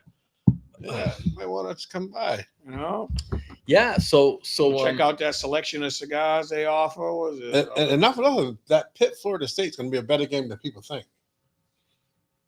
Florida State lost a tough one last week, and they need to show improve this week, especially the quarterback. Pitt's not bad. No. But how do you see that Oregon-Indiana game playing out? Because I think that's going to be a bond. Is that a 7:00 game? No, that's a 3:30. That's the middle game. Yeah, that's the middle game. I don't think it's a good late game. Yeah, late games. ESPN2 South Florida against North Texas. That's going to be. But North Texas is undefeated. So Ohio State isn't a late game either. 12. That's 12. 12. Wow. That and the Alabama game at 12, and then the Oregon game's at 3. So I'm looking. I see Texas A&M and Florida. Florida, that's at 7. Kansas. How about Oklahoma and Texas? What time they play? Georgia, Auburn at 7:30. Yeah, I'm and Michigan and USC. That should be a good game. Yeah, maybe. That's at 7:30 as well. LSU and South Carolina. What time is Oklahoma, Texas? It's an early game. 3:30. 3:30. It's a middle game. Okay. So I mean, Derek seems he Oregon, Indiana. I think that's gonna be a good game. Indiana's been America's sweetheart team. Yeah, they've been putting up points. I don't know if them or Texas A&M's having the better surprise year because Texas A&M is like number 6. Yeah, Indiana came out of nowhere. Texas A&M actually been pretty. That quarterback transferred in, didn't he? He replaced somebody that did good for them last year. That transferred to Indiana. Not positive on that. Yeah, now they got. Yeah, they put up 73 and then 63. But they put up 63 on Illinois. Problem is that game's in Oregon. They put up 63 on Illinois. Yeah, who's ranked? Ranked 17. Yeah, they're 17 now after the loss. So they were higher. Yeah. They were 9 at the time.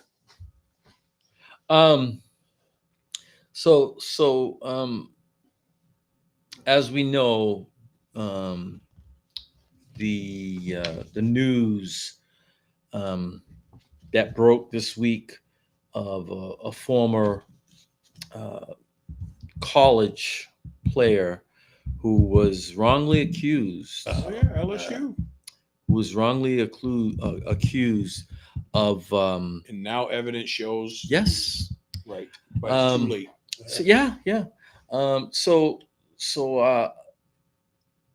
we have video evidence, which was All of a not sudden the showed up. case. Which was not the case. Yeah. That couldn't be produced when he was still being accused. So in December of 2024, Kyron Lacey was involved in a fatal crash in Louisiana He was a highly after wide receiver. being accused of recklessly operating his vehicle. A driver they said originally a driver swerved to avoid his car and crashed into another vehicle, killing a 78-year-old man. So he was then charged with negligent homicide and felony hit and run and reckless driving. So if he wasn't responsible, was there any damage to his car? Was there any hospital records? No. Him having to get medical attention? All right. I'm glad that you asked that. Okay. Yeah, because I was like, how do you wrongfully accuse somebody? I'm glad that you asked that. We're going to go to the video that was somehow, some way, in the investigation brought up. Use AI. Yeah, so what you'll see is in the top left of the screen, you're going to see multiple cars just making their way south to Thibodaux, coming from Vacherie. At some point in time, you're going to see the collision, which we're going to know is vehicle number 2 from oncoming traffic colliding with the vehicle of Mr. Hall. You will see another vehicle come to a stop, and then you'll see Kyron Lacey come to a stop.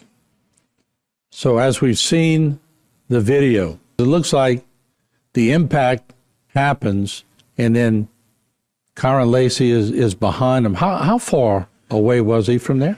Well, yeah, that's the beauty of the investigative report that I now have my hands on. We know from data that Kyron Lacey did in fact pass 4 cars. There's no disputing that.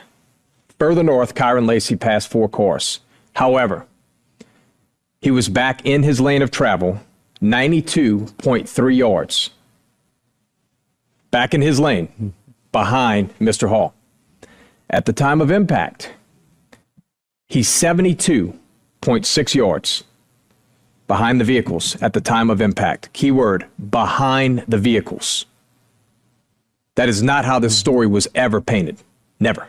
Any part of the district attorney's investigation that talked about Mr. Lacey getting back, I guess we call it, what do you call it, correcting or getting in your proper lane? Sure, he was back in his proper lane according to their data.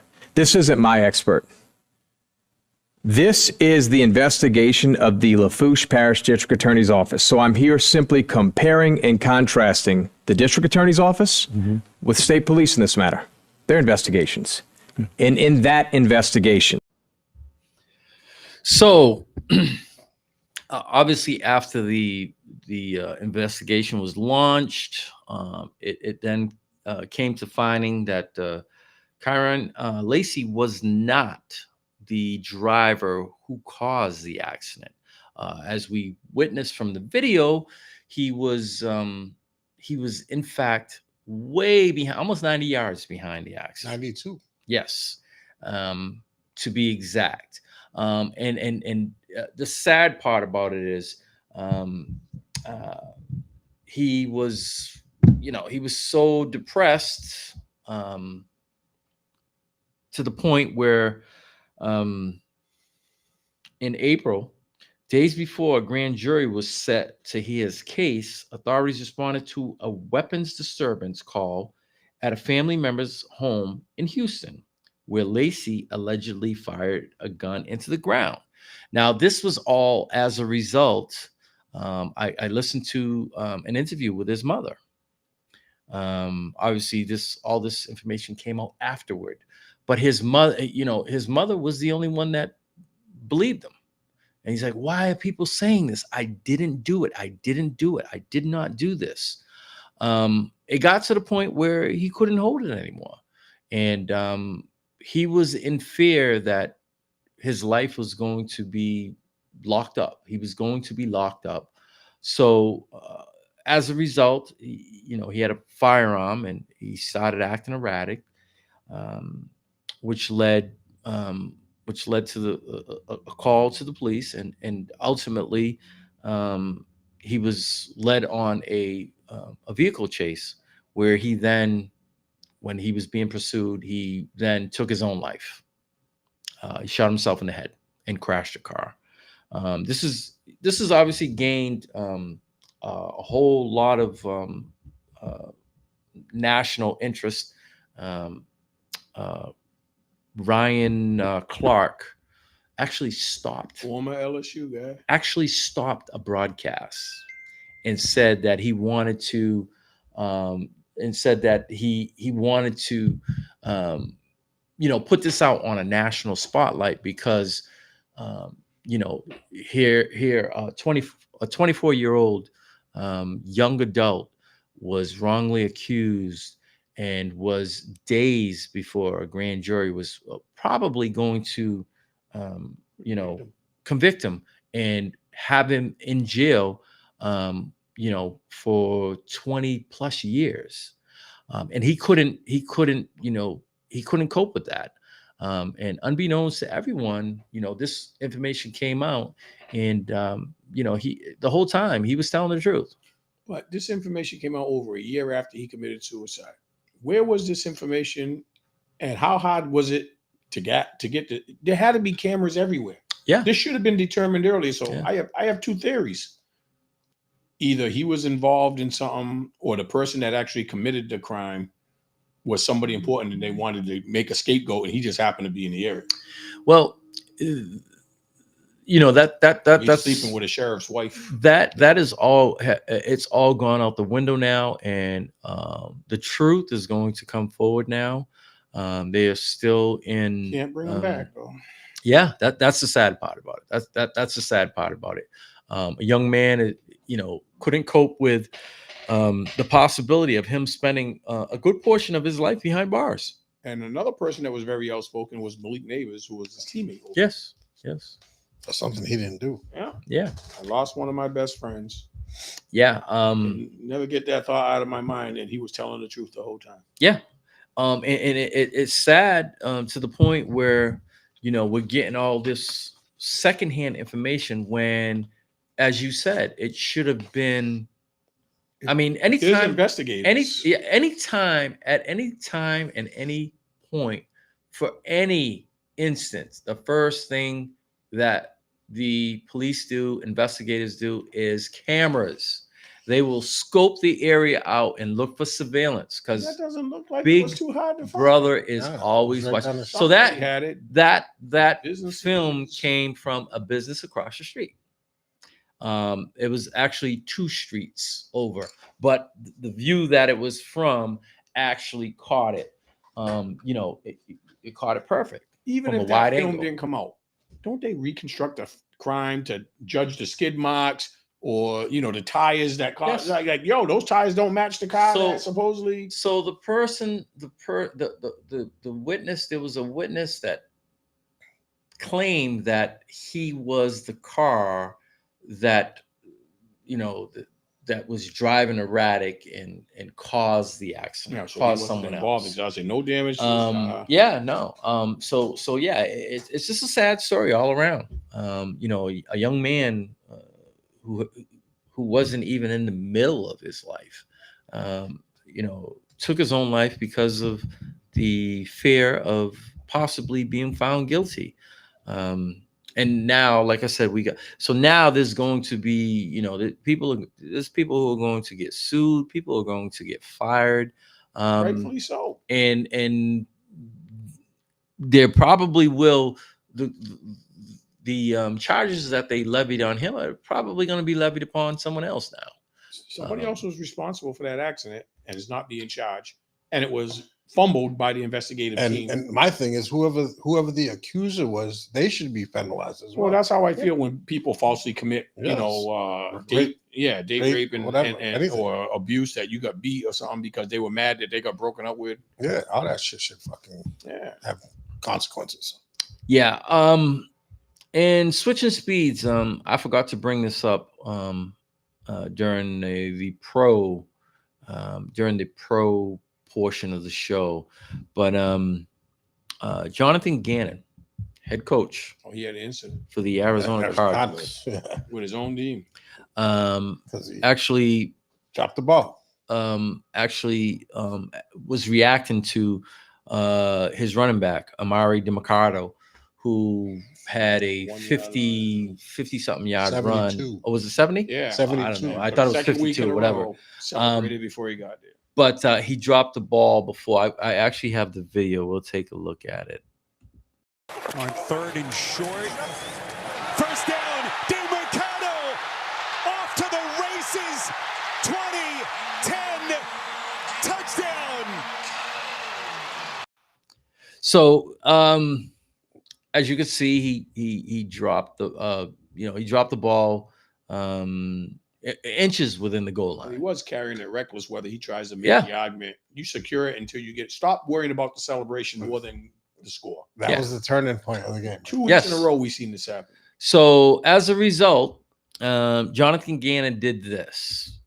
Check out the exchange here with JG on the sidelines. The head coach right to DeMarcado's face, has some words for him. Clearly not happy. Maybe he's trying to motivate him. So that was a punch. Oh yeah. He wound up. The first one was a chest shot. The second one, as he was leaving, he hits him across the upper torso. Shoulder pads. No, he caught him like around the breast piece. Mm. He hit him right as he was leaving. He hit him right here. He hit him right That costed him 100 grand. 100K. He was I fine. know he apologized, but I think he was forced to. Like, Yeah. no ifs, ands, or buts. Now, I will point towards Kevin and Derek, because you are coaches. You know that there's a fine line in what you can and what you can't do in today's sports, especially youth. This is an adult. This was an adult in a professional sport, and he got fined $100,000.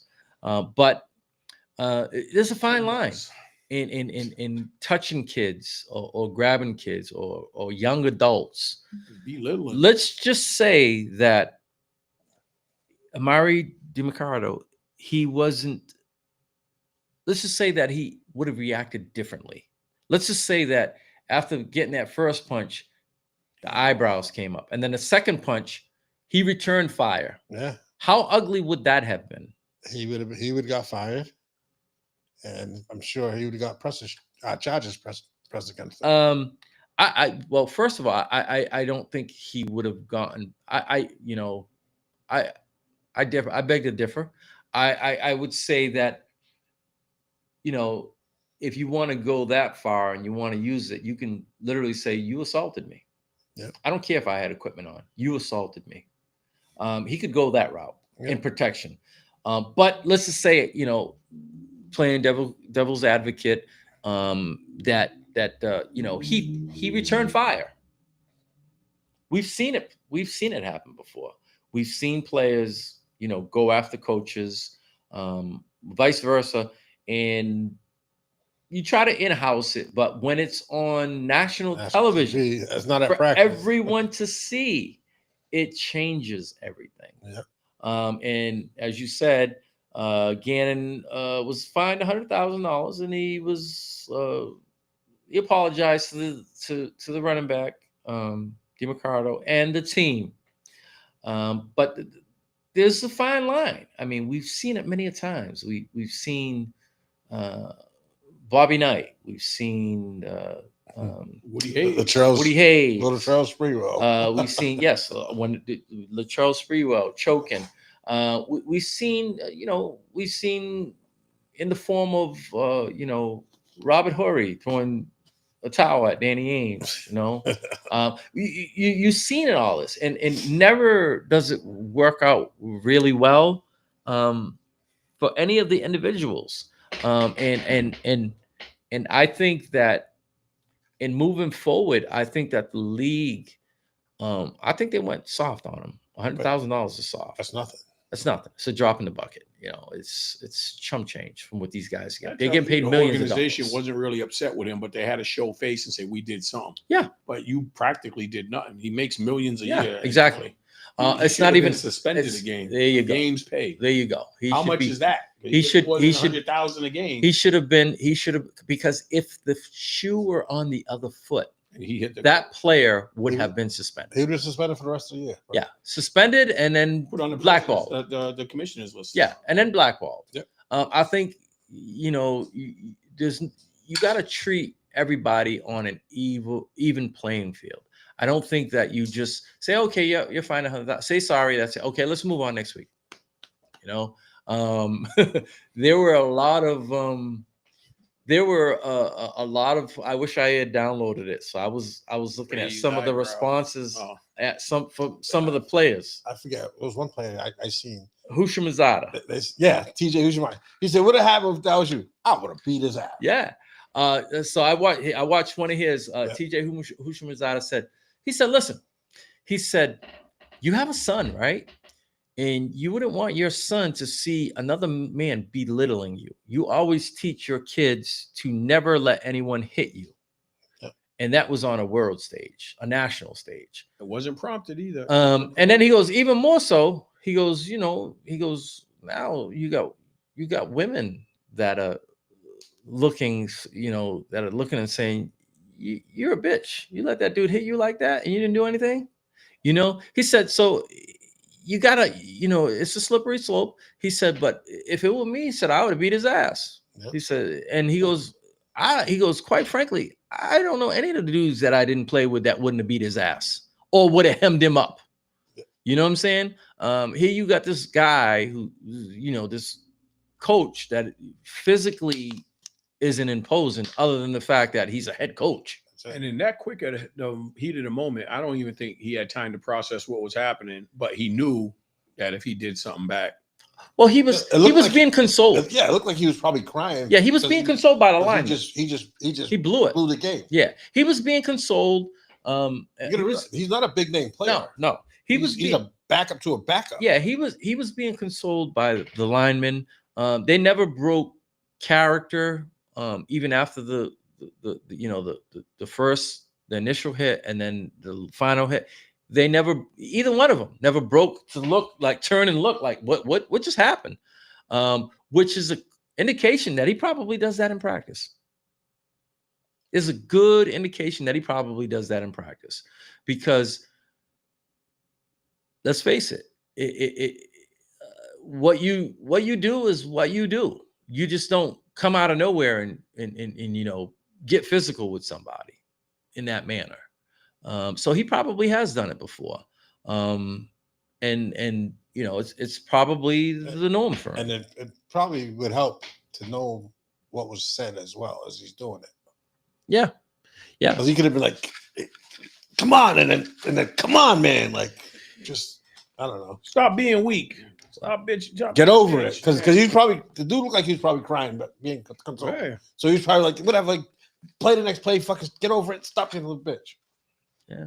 But we don't know what was said. But he never even released a comment. He just apologized. Yeah. The way I look at it is you don't ever put your hand, especially a professional athlete. Yeah. No. And on a national stage. Yeah. We're on TV somewhere. I mean, man to man, you would just never do that. Nah, because he'd whip your ass. Yeah. Man to man, you would never, ever do that. I think difference in status between a coach and a young backup player. Yeah.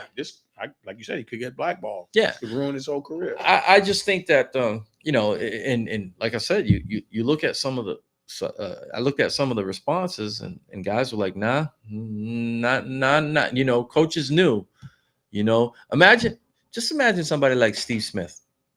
Oh yeah. He hit other players. Just imagine somebody like, or what's his name? Aqib Talib. Huh. Nah, even better, the dude from Westbrook. Yeah. Yeah. You think about some of these fiery personalities. He picked the right one, because one of them guys, I don't think that happened. You would probably got your jaw broken. Yeah, Westbrook would still be hitting him right now. It was I think that was it was a bad look for him. Yeah. It was a bad look. But like I said, if he's doing that there, he's probably done it before in practice. Because there are people, I'm assuming, I don't know, I'm just throwing a tag on him, like him, and then there's guys like Jason Garrett that'll just be like, yeah, the clapper. He's turning the lights on. You do that there, you do that. You know what I'm saying? That's it. Certain guys, they have tags to them, and I think that he's probably done it before. I mean, don't get me wrong. There are some coaches that are physical, fiery, and chest bumping and stuff like that. But there are ways to deal with people. Has anybody heard of anybody on his team speaking out on it since then? Nope. No. So the smart thing to do, and you made reference to it, is you come out and you give a public apology. You don't say anything about your fine, and then you move on to make it go away. Because the more you make of it, then the more of it becomes. Because I wonder if what Derek said, if he was just telling them, yo, get over it and try to pump them up. Yeah. And the organization was like, look, we understand. Maybe they talked to DeMarcado. They were like, it was a bad look regardless. Don't speak on it. Just take it. And now the coach is like, why can't I explain what was going on? Yeah. I just think they're at the point of listen, we want to get by it. We don't want to turn negative PR campaign going on here. Because you think about it, if you give it air and you let it gain oxygen, the fire just spreads. You know what I'm saying? So you quell it and you move on. And I think that's the playbook for a lot of things. You try to downplay it and then you move on. As Bill Parcells, on to next week, on to whoever you're playing, and then it takes the onus off of it. So I think that's what the organization probably said. Hey, listen, go out, give your apology, don't even say anything about your fine, take it. You know what I'm saying, and then we'll move on. It'll be interesting to see when this kid scores again, you gotta hold on to the ball. But breakaway, he's gonna be running in like this, like he's going through. I take the ball and run all the way to the coach with it. It's gonna be like that movie, The Program, when they gave him the ball, said, "You take this to class." Yeah, they try to make him fumble. Yeah. It's just one of those. It's one of those things. But I forgot to bring it up when we were doing the pro football, so I double back on it. So you guys want to speak on the UFC, the briefness of it? You got about 5 minutes. You got about 5 minutes. I don't. My thing is when they weighed in, and I believe I said this to you. Jesus. When they weighed in, they weighed in at 204. The next day, Pereira was at 230. Not Pereira. So you're getting hit by somebody 30 pounds heavier. And I'm sure the other guy put on some weight, but not 20, 24, 25, 26 more pounds. But that's how quick Pereira went on the aggressive. Like he knew what happened in the first fight and that he wasn't going to be able to wrestle with his dude. So he ran across the stage, and luckily that first punch stunned him, and then he finished it. He's a great puncher. Yeah. So he never allowed the other guy to get into his element of wrestling. It was over. The finish, though. The finish. And the thing was, even like Fool was saying, well, he wasn't hurt. He wasn't hurt. Yes, but he wasn't responding. And I didn't see him claim he wasn't hurt. That's what the refs look for. He never said, hey, what? He was like, yeah. Yeah, because he probably understands. He wasn't responding. So But the finish, the elbow. Yeah. Oh yeah. He did that. Everybody. He did that. He did that to what was the black guy they beat? Adesanya. Yeah. Even he was cheering for him. Yeah. I seen a thing on TikTok that he was cheering for him, and he even at the end of the fight when the dude was doing this, he was doing this too. I'm like, look at this dude. Yeah. So you know what the big talk is now, because he's cleaned out that division, and he moved up to that division. Yeah. He was 185 when he fought Adesanya. Then he moved up to 205. There's a big heavyweight out there that hasn't fought in a while that wants to fight on the lawns of the White House. And he just said, I would love to fight at the White House. That fight's against John Bones Jones. And he gave respect to Bones because remember, his brother passed away. So he took a moment of silence during his interview to show respect. And I think maybe that was the humane thing he was thinking of, but also to try to get in good with John Jones to make these negotiations happen. But he did what he had to do to win, because I think if it would have gone 2 or 3 rounds, the other dude would have eventually got him on his back and held him there. Like he did the first. And it would have been kind of boring. but he ran at him and caught him. Some other news in the UFC: the cash cow's been suspended. I didn't know he was fighting. It's been like 3 years since we've seen him fight. I didn't know he was fighting. I didn't either. I thought he was fighting somebody besides women, I thought he was semi-retired. beating up people in That's bars. what I thought as well. Conor McGregor. He kind of put himself on the card that's supposed to be taking place at the White House next spring. And Dana White was like, "No, you're not." You know, he wanted to be all a part of that. And then 2 days later, it comes out that he failed the test. And he also missed a whole bunch of tests. So what was that telling? So he knew it was going to fail. Yeah, of course he did. And the way they made a big deal when that was happening to Jones, when he was going through his stuff, the drug driving, messing with drugs and all this stuff, they put it out there big time and tried to bring him down. Dana White don't want to go through that same PR debacle with Conor McGregor. He has nothing to offer. He had been losing the last couple of times we saw him. It's been 3 years. Do we think he's a better fighter? And then we know all this extracurricular stuff he's been involved with fighting in bars and beating up his girlfriends. That sounds like somebody who's been on drugs, you know? Yeah, well, he's made enough money. He just needs to, to fade to black and just like could have gone into announcing and still made a decent paycheck without having to train all the time. But you burned your bridges. Yeah. Go fight one of the Logan brothers. Do something. I don't know. I don't want to see him in the squared circle anymore. All right, so that is pretty much going to do it for us this week. Next week we'll be back. Have some NBA news. Yes. Predictions. Yes. We need to preview the NBA starting next week because we're 2 weeks away from the opening of the NBA season, as well as the regular. We'll know we'll be probably 3 games in, two games in at least with the championship series.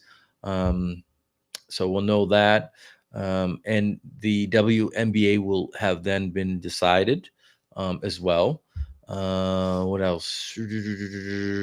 Football. We'll see, what the premier games are going to go on. As usual, we'll have some surprises too. There's one thing I know we will have to talk about next week. Steven's team losing because they got to buy. Whoa. We don't know if your team's going to win or lose this week, though.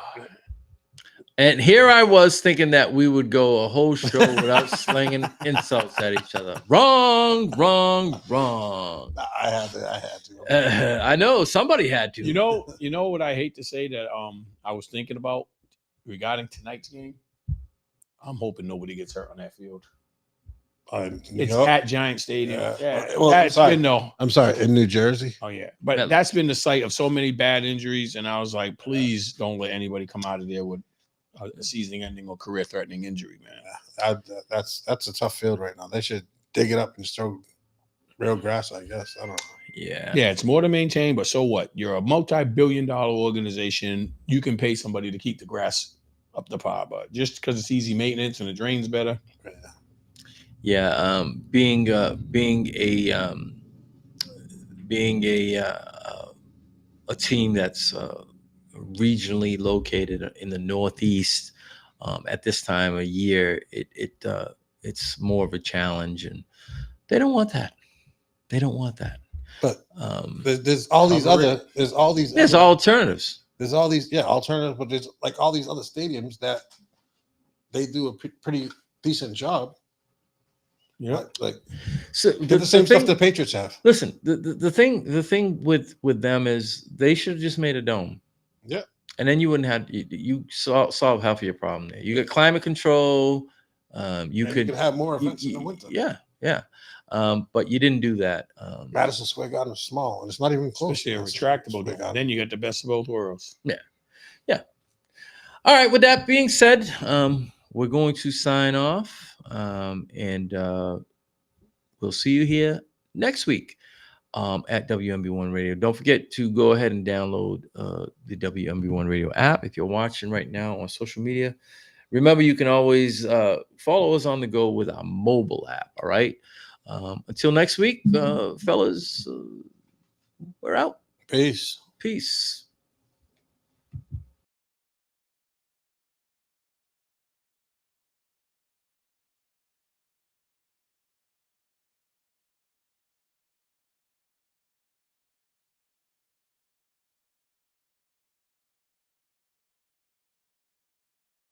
One Radio, New Bedford, Massachusetts, home of the legendary Tavares and just a collection of some cool ass wonderful people. Middle seventh. Who hit it?